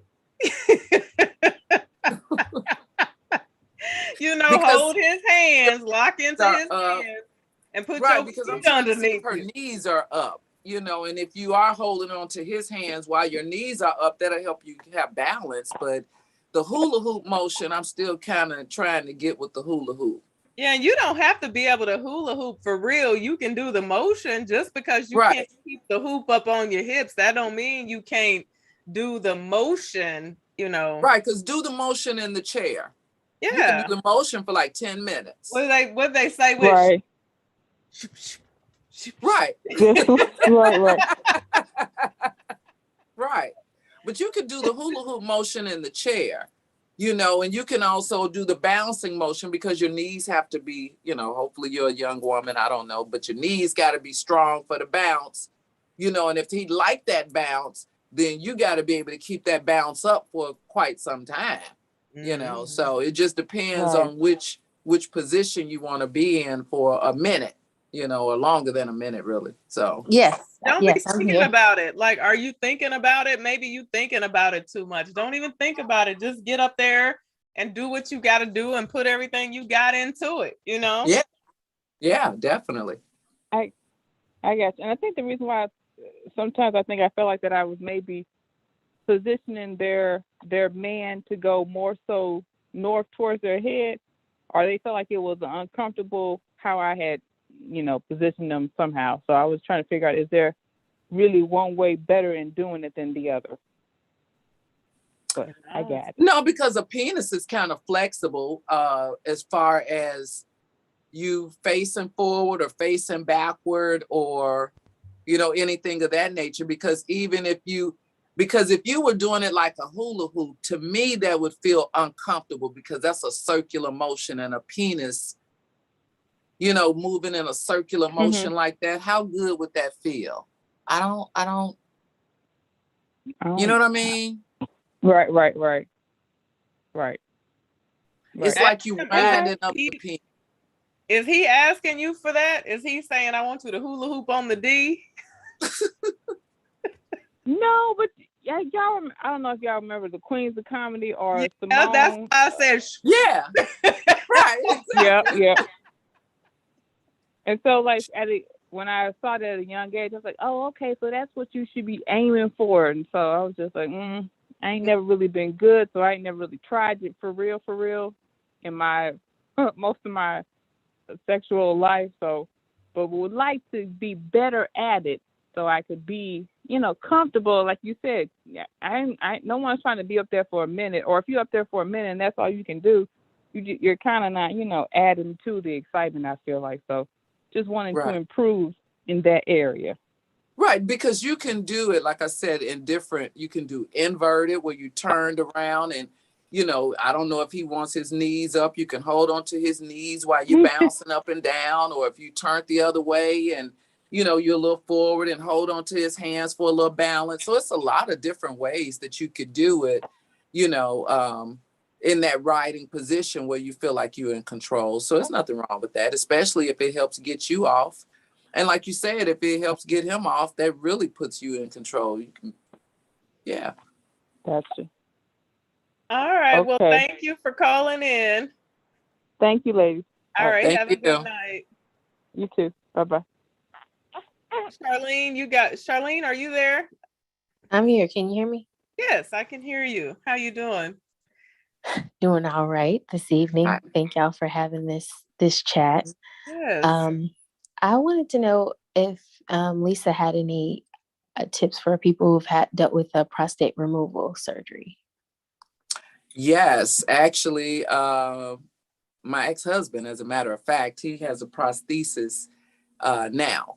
So, and we've been divorced for quite a few years, to the point that we're very, very, very good friends. And he's in a relationship and a little apprehensive about having relations. So I talked to his now girlfriend, about it. So yeah, I mean, we're very good friends. We have children together, but we've been divorced about 30 years. So yeah, so she was a little apprehensive about it because, his leg was amputated. And well, like I told him, it didn't. Well, what was amputated, if I could ask? No, I would say prostate removal. Oh, the prostate. Oh, prostate. I thought you said the prosthesis. Oh, okay, prostate. From having some type of prostate cancer or something of that nature. Okay. Yeah. And they're not able to have an erection or anything like that. Not really. Right. So you're looking to, well, the one thing that I could recommend, and it just depends on how open the other person is to this, because, they make harnesses, and they make a harness with different types of strap-ons, as a matter of fact. You can strap on, and they come in different sizes, different shapes, everything. And you can find one that's comfortable for you, because they cannot have intercourse with their penis because the prostate was removed. Then they can still have a erect penis, and they can make the motion, because they know how to make that motion and have sex with you with the harness. Yeah. Well, there's two things. Like they can use a pump. Yeah. Or they can have surgery, which is like they're actually getting a prosthetic inserted into there that, functions at their command, basically. And it pumps it up. You can do it where you use there's so many different kinds. Yeah, definitely different types. Right. Listen, there is always something that can be done. Until someone is like this, on their back with dirt on their face, that's the only time that there's nothing that can be done. There's always something that can be done.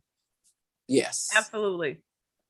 Thank I you. would say look at the surgery. That harness thing, it works so much quicker too. Some people are a little apprehensive with the surgery and the evasiveness of wanting to get a penis pump, and different things like that. But you can shop online, for different apparatuses and harnesses, and there's nothing wrong with it. His penis is behind that one, and the other one is strapped on, and there you have it.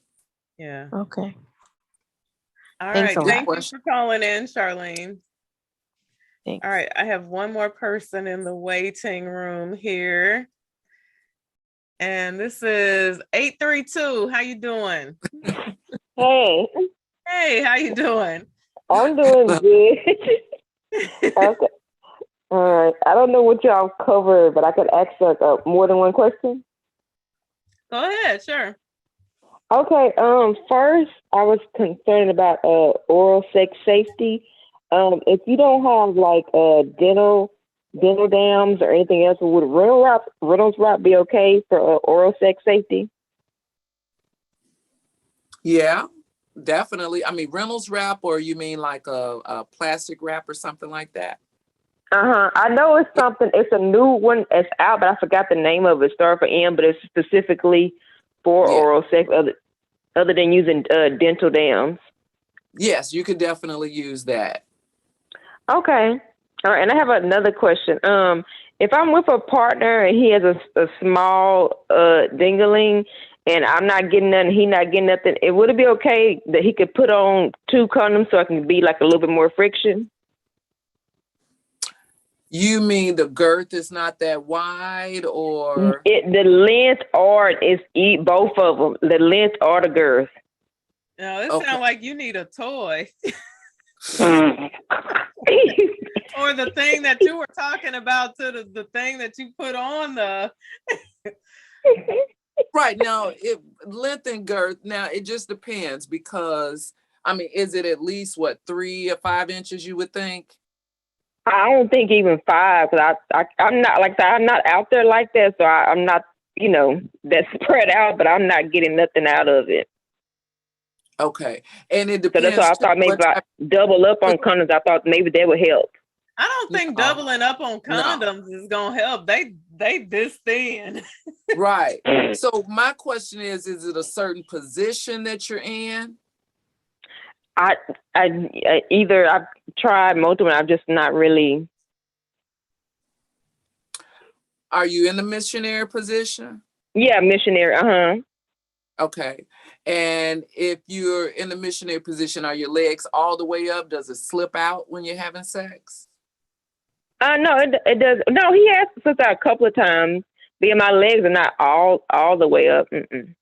Okay, because I was going to say that quarter alignment technique would help, especially if he has a smaller penis, because the thrusting is what makes it pop in and out, when he starts to do all that thrusting.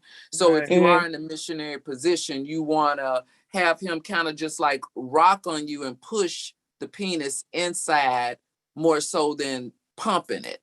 You know what I mean? Okay. Because that pumping motion is what makes it pop out, and there's no friction. But if he's laying on top of you, and your legs don't have to be all the way down, but they could be up a little bit, or you can have a pillow under your hips, which push your pelvis forward.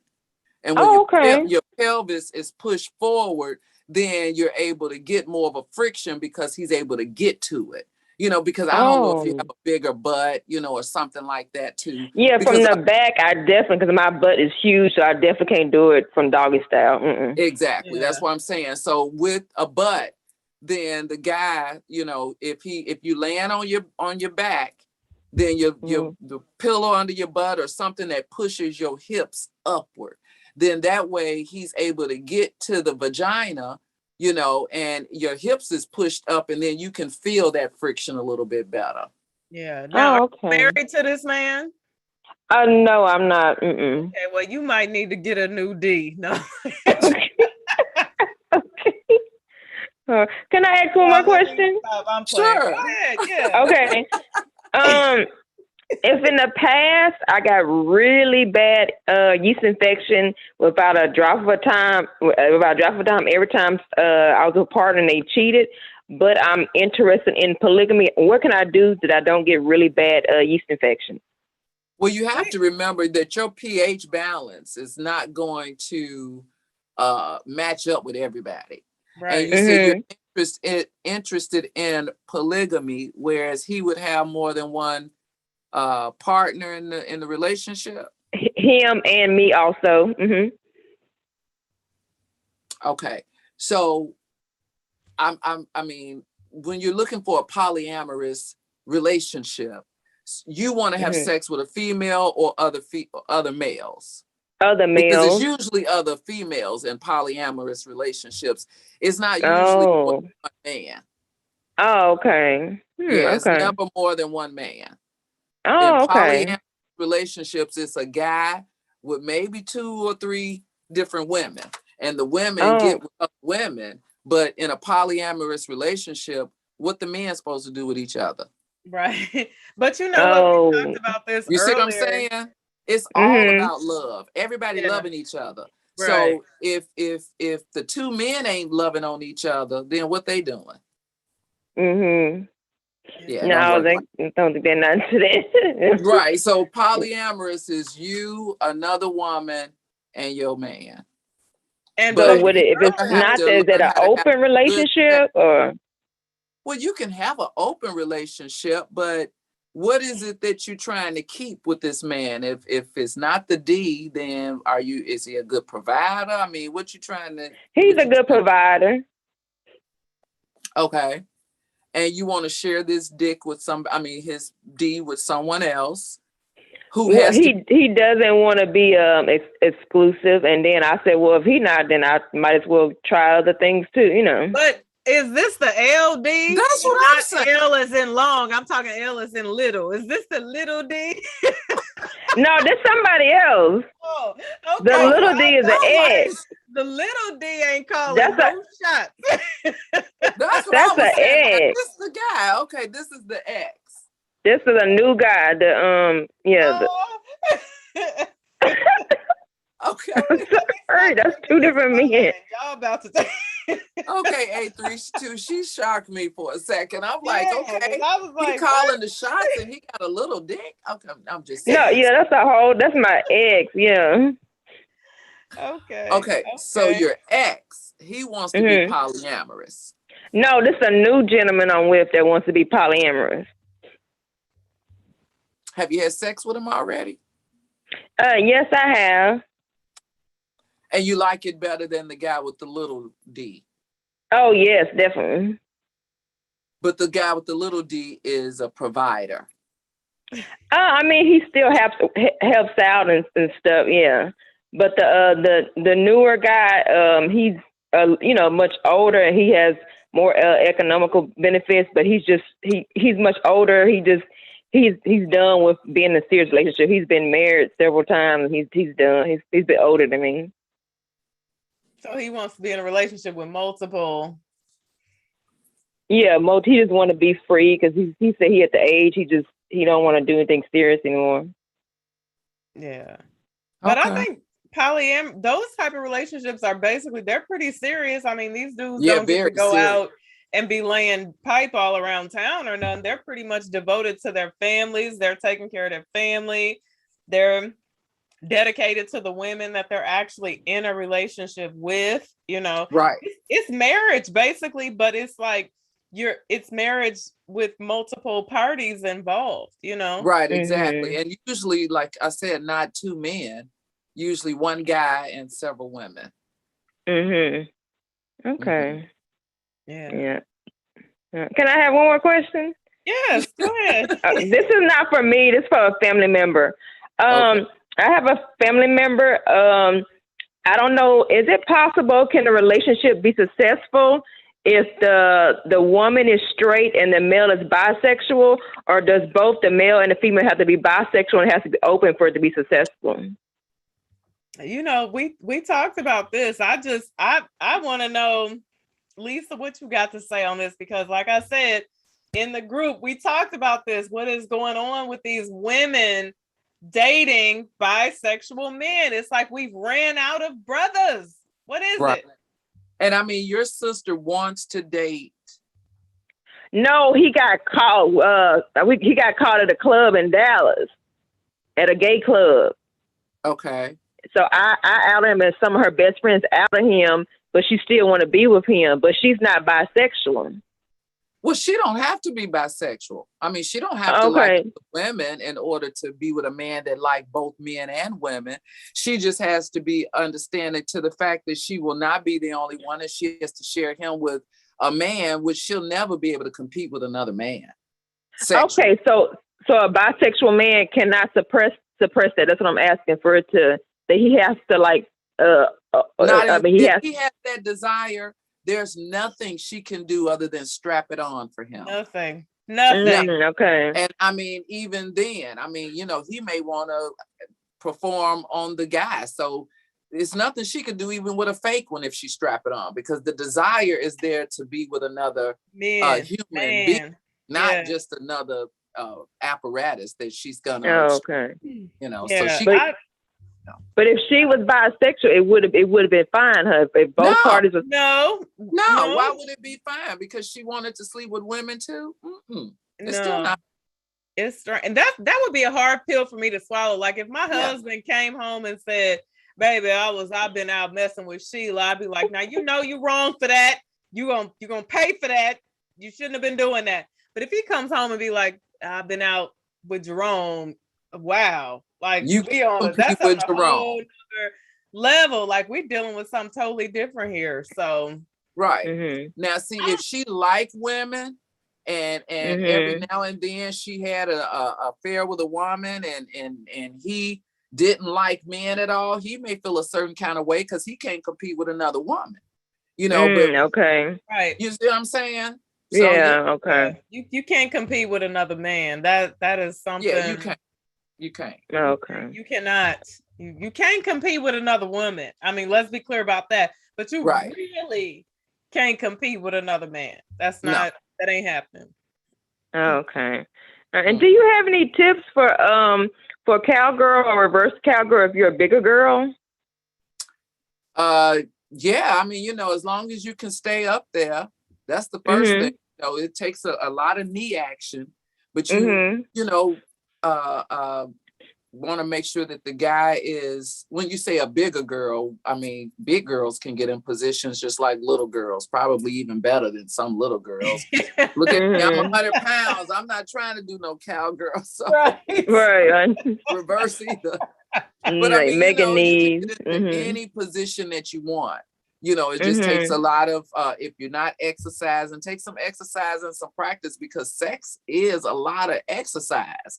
It's not for the faint of heart. If you're trying to do it for 5 minutes, it ain't finna happen. So, sex is exercise in itself. And if you're a bigger girl, there's definitely some positions that you can get into. And if you like that reverse cowgirl, then yeah. Okay, because I heard a story about a lady, she had broke her partner's penis, and I didn't get how did that happen. Penis cannot be broken. It's a muscle. It cannot be broken. Okay. I just didn't know how. Spraying it. Okay. Spraying, your ankle or something. Ankle or something. Oh, okay. Yeah, but you can't. Yeah, you can't break it. No. Okay. All right. Thank you so much for your help. You were wonderful. Thank you for calling in. Question. That was fun. Thank you. Thank you. Bye-bye. Bye-bye. All right, let me look in the comment section. If you put a question in the comment section, could you please retype it? Because I'm scrolling. I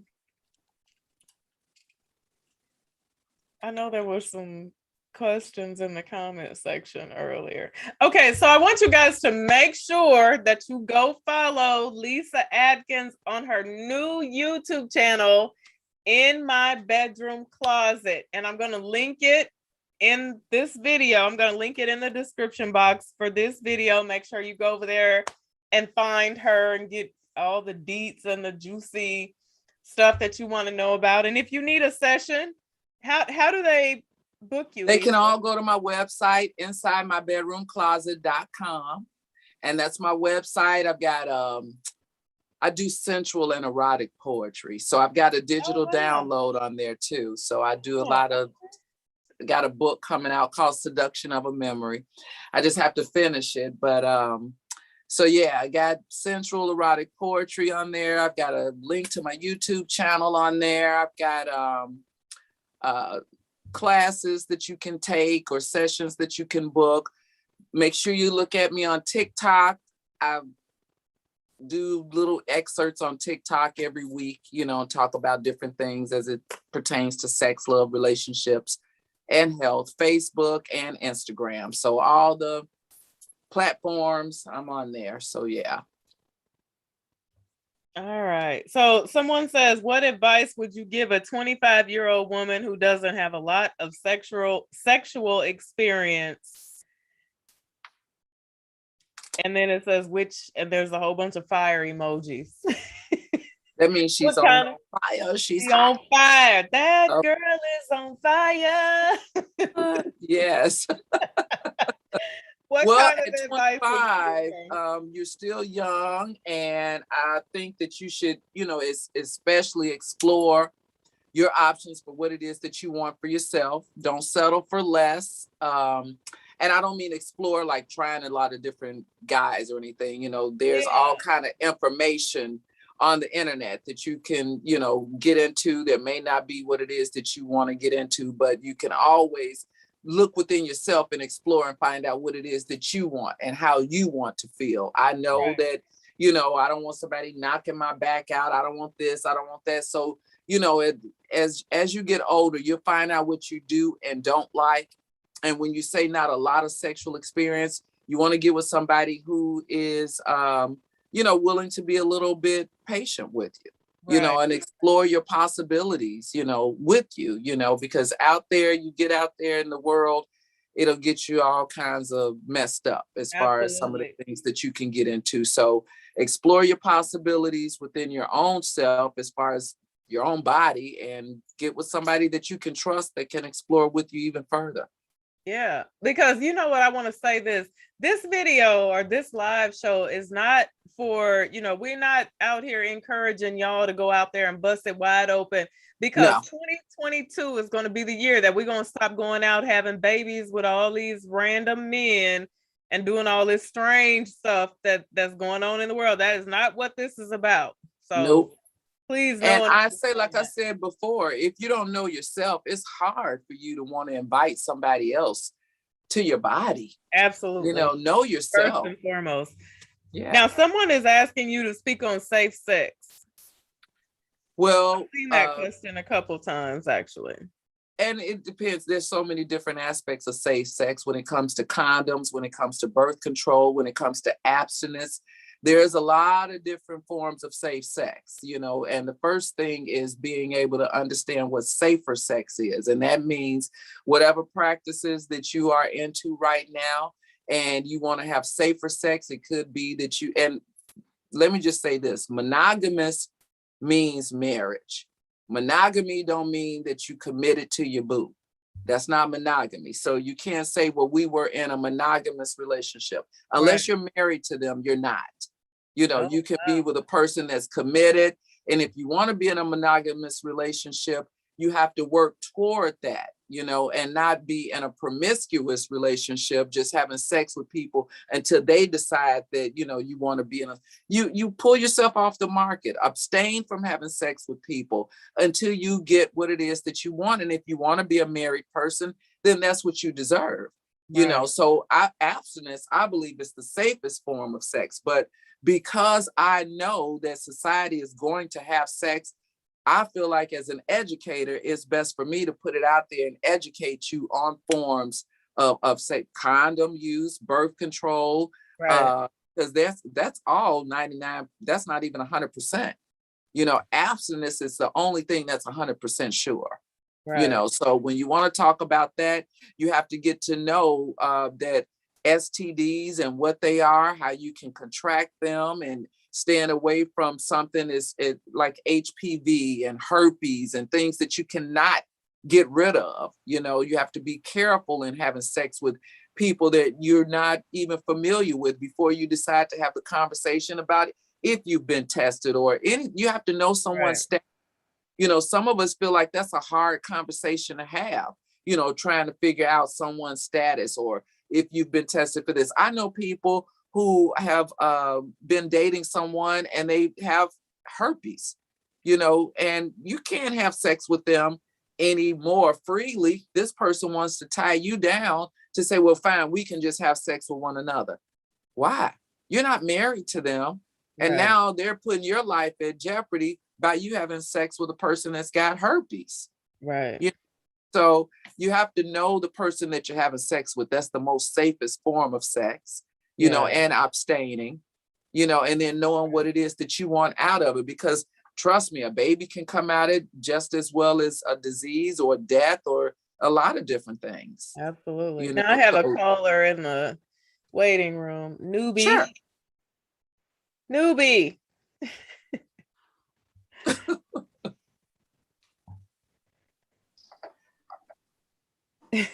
Somebody said, Newbie, are you there? Newbie looks like her mic is off, or his Yeah. mic. Off. Unmute yourself, Newbie. Unmute.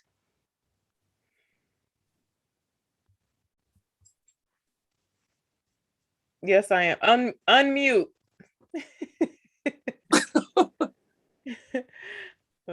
Unmute.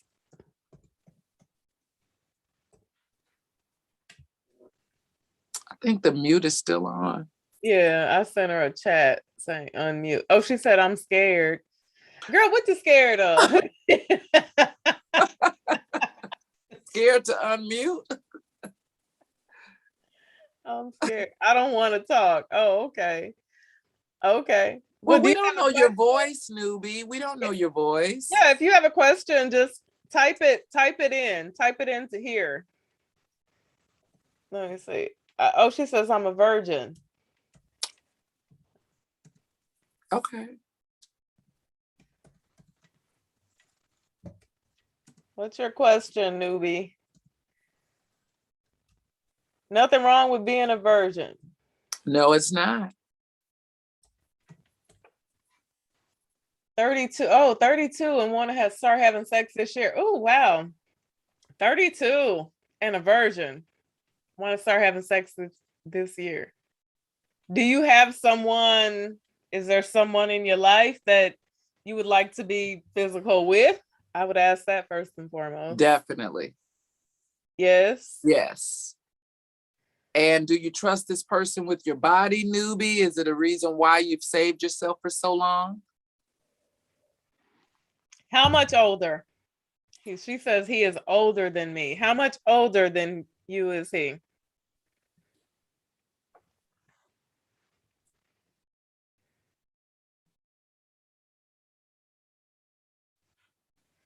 Ooh, 13 years. Okay. And you're 32, so that puts him up there. Yeah. As 40. far as experience. Right. Well, the first thing is he's definitely experienced. And I know that, there may be something that's on his mind if you're 32 and I am very attracted. Oh, you can see this? Oh, good. Okay, I didn't know if you could see Well, I this. saw it at the top. It says that, I think it says, I am very attracted to him. Yeah. And it's like, how long have you dated him? Has it been a while?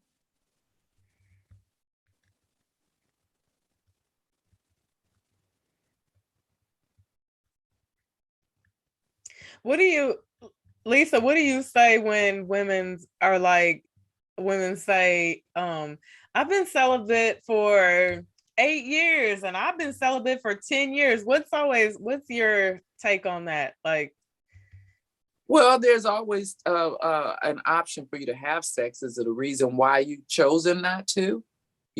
Because my sister's been celibate for about 20 years. I hope she's not looking, wow. But yeah. Yeah. So it's been a long time. Her husband died and she just felt like she didn't want another man to touch her. Now, that doesn't mean that she doesn't touch herself or anything of that nature. She just don't want another man to touch her. So she just felt like, I told her, I said, till death do us part, and death parted you guys. So it's, It's you okay, can live again. girl. Yeah, you can live again, Right. So yeah. with the young lady who wants to have sex and she's been celibate, she's a virgin and never had sex. Is it a reason why you waited? And if you're ready to give it up, is it a reason why you're willing to give it up to him just because you're attracted to him, or you guys are having that conversation? Right, because I would be thinking that if you are 30 years old and you're a virgin, you are waiting until marriage. Yeah. And so what is it about this young man this man that makes you want to let that go? Because he's about 48, almost 50. I want to be intimate with him, but I don't want to wait a year. It's been 2.5 months. Oh, no. We're having that conversation. I would say don't be having that conversation with him if it's him. Right. Yeah. Right. Because see, you haven't known him at least 90 days for the real him to even surface. You still know the new him. And if he's 48 years old, yeah, he's having that conversation with a 32-year-old, but if you waited for 32 years and after 2 months, you're ready to give it up. Yeah, no, I wouldn't. He would not be the one that I would be No. giving my cookies to. You have waited this long, and yeah, it hasn't been enough time. It hasn't been enough time, newbie. He's a newbie. Right. He's definitely a newbie. All right, I got Tiffany in the waiting room. I'm gonna let Tiffany in. Yeah, newbie, that's not no, don't 32 years and you don't after 2 months. No, he doesn't. No, he don't deserve that. No. Especially if he hasn't put some jewelry on. That's right. Because after 2 months, he hasn't thought about putting a ring on it. So I know sex. No. I got Tiffany in the waiting room. I want to let Tiffany in. Yeah, newbie, that's not no. Tiffany, years and you haven't. Hello. Turn your YouTube down, Tiffany. Okay, hold on. I started hearing my own voice. I was like, well, where is that coming from? I was like, it's the one. Well, can you hear me? Yes. Go ahead, Tiffany. Okay. My question to you guys is, how do y'all word this? I put the question in the box, but is it wrong when you can't I have clitoral orgasms, but I don't have what you will call, this is going to sound awful. Vaginal. Yeah. So, is there something that you can do differently, or is there, what kind of advice do you have for that kind of problem? I'm so glad you called in, because we didn't talk about this tonight. We actually talked about this the other night in the private, and I'll let you address this in the, the nicest way. Well, clitoral orgasms are easier to have. As we talked about earlier, you have about 8,000 nerve endings in your clitoris alone. And your clitoris is made for pleasure only. So more women can have a clitoral orgasm than a vaginal orgasm. So you are not alone. It's a very high percentage of women who don't have vaginal orgasms because, number one, it's a mind game. If you don't have your mind in it, you're not in it to win it. And number two, you have to be able to know how to clap on to that penis that's in your vagina and know when to have it, because all of that is clitoral tissue up in there and it gets erect. So you have to know how to get your that erect tissue to clamp around that penis, and then you can have a vaginal orgasm. We talked about the coital alignment technique, which allows you to have that vaginal strength without the thrusting. It's the rocking motion on the vaginal area, and without the thrusting, which allows you to have more penile vaginal entry, and that helps excite vaginal orgasm. But it's all in the mind too. If you don't know how to concentrate and relax and know what's happening in the moment, it'll escape you. The clitoris, you can be thinking about 10 other things. You put something on that clitoris, it don't matter. You're gonna have an orgasm. Yeah, it's gonna bring you back. Well, so for me, with it takes me it takes me a minute for even for a clitoral orgasm. It takes me a minute. You mean like 1 minute or like a long time? No, it takes it's not easy for me to get there. Okay. And my husband, he's always, wanted me to have that, the other part of the vaginal, but sometimes I feel like I do, and sometimes I just feel like the orgasms for me are more intense and they're more pleasurable, even though that it takes a while to get there. I mean, I have never met anyone that can just take me there like like a 2-minute woman. You know, you call 2-minute guys. It really takes. You just can't start with me and think that I'm going to be pleasured in about 2 minutes. You know, even if I'm in the moment or if I'm enjoying myself or whatever, it just takes a lot of stimulation. Mm-hmm. So could that be? Well, let me ask you, how much effort do you give to the intimacy and the foreplay? Because let me just give you this analogy. You know, I don't know if you're a cook. I cook, bake a little bit or whatever. But the only cake you put into an oven cold is a pound cake. Okay. Any other oven has to be preheated, right? Right. So if and think about it, and this is what my sex instructor kind of said, because when you put it in an oven that's cold, all you're gonna get is that pounding. You're not gonna get the feeling and the sensation as you would if you put something into a warm oven, you know, right. Because it'll come out more, you know, juicy and nice and all that. So you have to put a lot of effort into that foreplay and get you to the brink of begging to put that penis in there. When you get to the brink of begging for it, put it in, you're more apt to possibly have that orgasm, you know, because you're ready for it. Your mind is ready for it. If you put it in there and I'm stroking you and I'm stroking you and I'm stroking you and I'm stroking you and you're not having an orgasm, that's because I'm trying to get there. I'm trying to get my mind right because I'm trying to get there. If you're doing all kind of things and you want it, you're begging for it. That's when you put it in there and you're more apt to have a vaginal orgasm that way. Right. Which some people have to really be warmed up. Some people don't. You know, now, some people can have a vaginal orgasm very quickly, you know, and some people cannot. You know, that's just, everybody's body is different. Like I said before, some people are turned on by nipple action. Some women are not. You know, some people are turned on by, you know, having anal orgasms, more so than vaginal orgasms. Tiffany, mute your YouTube.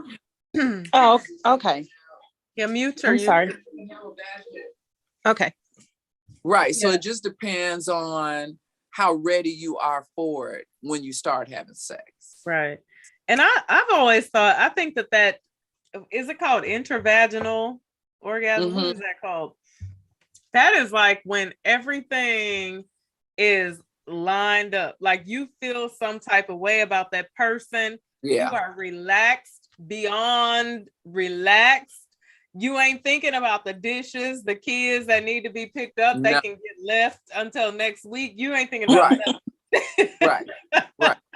And you are in the moment and breathing, because that's important. Breathing is important, right? And that's when, if you thinking about it, you like, ooh, I just want to do that from the end. It's never going to happen. So someone in the group asked, and I don't know if this is too graphic for YouTube, but someone in our group text or our group chat asked if squirting was real. And it is, it's a real thing, you know, but again, it has to be like, everything has to line up, you know?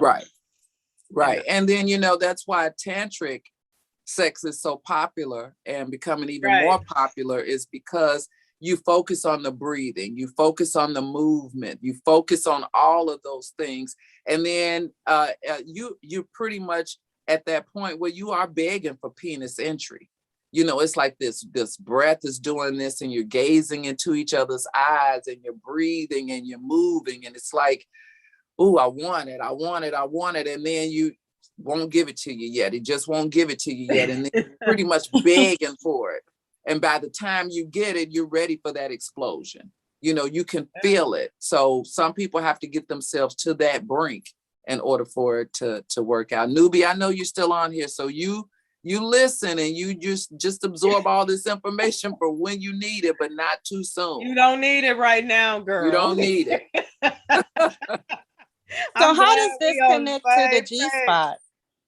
Well, your G-spot is the back door of the clitoris. You know where your clitoris is? Just think about if you had to reach up in your vagina and get to it. It's the back door of your clitoris. And a lot of people squirt because they are massaging that G-spot. And you can have a G-spot orgasm, whereas you can squirt and it's a Skene's gland, because, you know, our body is made up of water. So it's just a little water and a little tiny urine. And that's what that squirting is, you know, but the G-spot is the back door of the clitoris. So is that the same as vagina, vaginal? So we have 3 different types of climax. You have more than that. You have an A-spot in your anus. You have a vaginal orgasm. You have a G-spot orgasm, and you have a clitoral orgasm. Oh, wow. Mm-hmm. So women can have all those. Guys, I mean, they can have the A-spot orgasm, and they can have a penile orgasm, ejaculate, you know. But women, you can have several. You know, yeah, some of them take other effort from other people. Some of them you can give yourself. Yeah, it's funny how we are supposed to get the most out of sex, right? We have the most working parts that function and provide pleasure, and most of the time we get the least. Right, exactly. That's funny. Okay, thank you. All right, thank you, Tiffany. So we'll take one more caller. I don't want to keep you on here all night, Lisa. I looked at the clock. I was like, oh my God, it's 10. Well, what time is it? I didn't even 10 know. o'clock. Is it? Yes. Oh, wow. It's been 2 hours? I know. Time flies by when you're on these things. I know. This was a lot of fun. This was good. So is it Aegean? I let them in, but I don't know if they stayed. I think they might have taken themselves out. So, newbie, you think about everything that we told you. Sleep on that. He ain't the one, girl. He don't deserve your cookies. Not now. Yet. Not yet. Not yet. No. Mm-mm. All right. So thank you guys so much for joining us tonight. This was fun. I will link all of Lisa's information in the description box. You guys will know how to find her on IG, TikTok, YouTube, wherever you need to find her. Thank you so much. Thank you, Lisa. And you know where to find me. So you just call me anytime you want, Miss Eva. You will absolutely be hearing from me. I appreciate you so much. You guys, I don't know if I told you guys this. One night I was scrolling through TikTok and I saw one of Lisa's videos pop up where you were doing the clapping sound. I'm like, that ain't nothing but a sound. Knocking that back out. Yeah. And I said, I gotta find this lady. And I found her. So I really wanted to bring her on my channel and share her with you guys. So thank you so much. Thank you. And so everyone that joined us tonight, thank you guys so much. This was amazing. I loved it. We need to have this conversation more often. For anyone who came on here and was like, I can't listen to this, I'm sorry, but this is a conversation that we definitely need to have more often. Definitely. So. Yeah, we'll call it our closet show. You're in your closet, I'm in my closet. We're coming out of the closet. Coming out of the closet. Okay, we got what? Can we take a call? We got one more caller. Yes. We'll take one more caller. Nikki P. Nikki, are you there? I am. Hey, Nikki. Hey, Nikki. How you doing? How are you all? Nikki? Good. I have a concern. I had a hysterectomy a year ago in November. Mm-hmm. And I can't quite get my filling back down there. Mm-hmm. And I've tried everything and it comes and goes. And I've heard of the O shot. Mm-hmm. Oh, yeah. We talked about that the other night. Yeah, we Oh, did. so what do you think the percentage is that works? 100. I know it works. I know 100. it definitely works. And I know quite a few doctors who give the O shot and who take shots of oxytocin. It's where they take the blood platelets, your very own platelets, and they shoot it into your clitoris and it excites. Well, I tell you, you probably won't be able to get off the table before you have an orgasm. I mean, it works unbelievably. Okay, because and I haven't talked to my physician about this, but probably about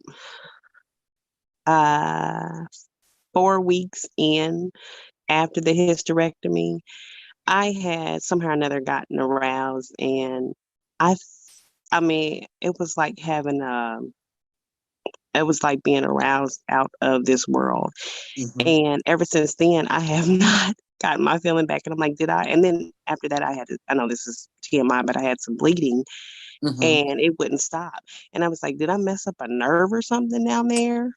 Because Well, you know, sometimes I they don't know. say that new sensitive level, it's like almost an explosion after hysterectomy. So And kind of Oh, like wow. explosion down there.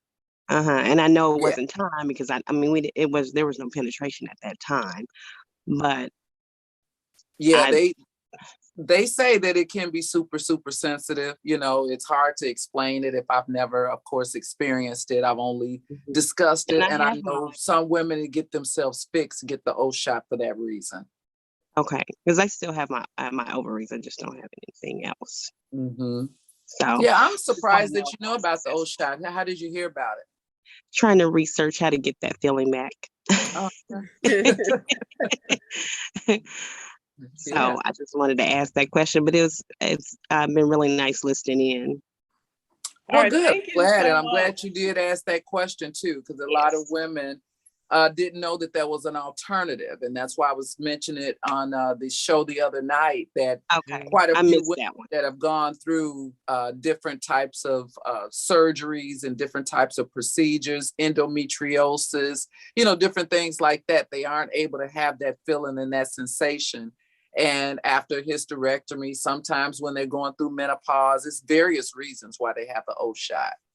Yeah. Okay. And how many treatments would you recommend? Well, I know they say after the first one, I think it lasts maybe even 18 months, a couple of years even. Oh, You know, okay. Wow. yeah. I know Dr. Ann Truong was one of the doctors that I studied with, and she gives the shot, and it's a couple other doctors,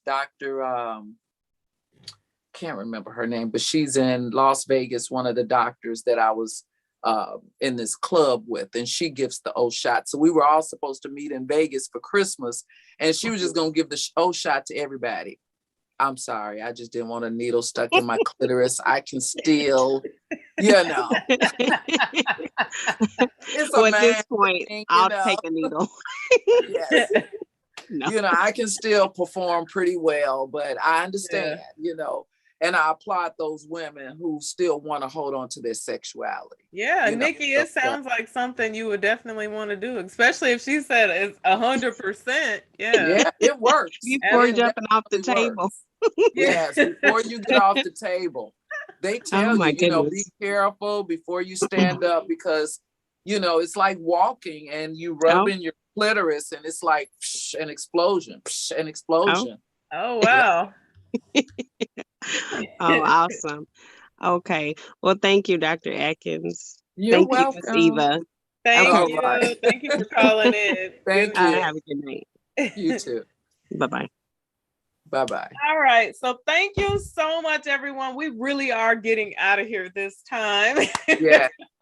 Newbie hung in there with us. Newbie Newbie hung tried. in there. Newbie, you heard us though. You heard us. Don't you get it, man. None of that 32 year up. Don't you do it. Don't do No. it. No. All right. Good night, everyone. And Lisa, I'm Yeah. going to end the chat. I'm going to end the live session and then you come back in on the link. Okay.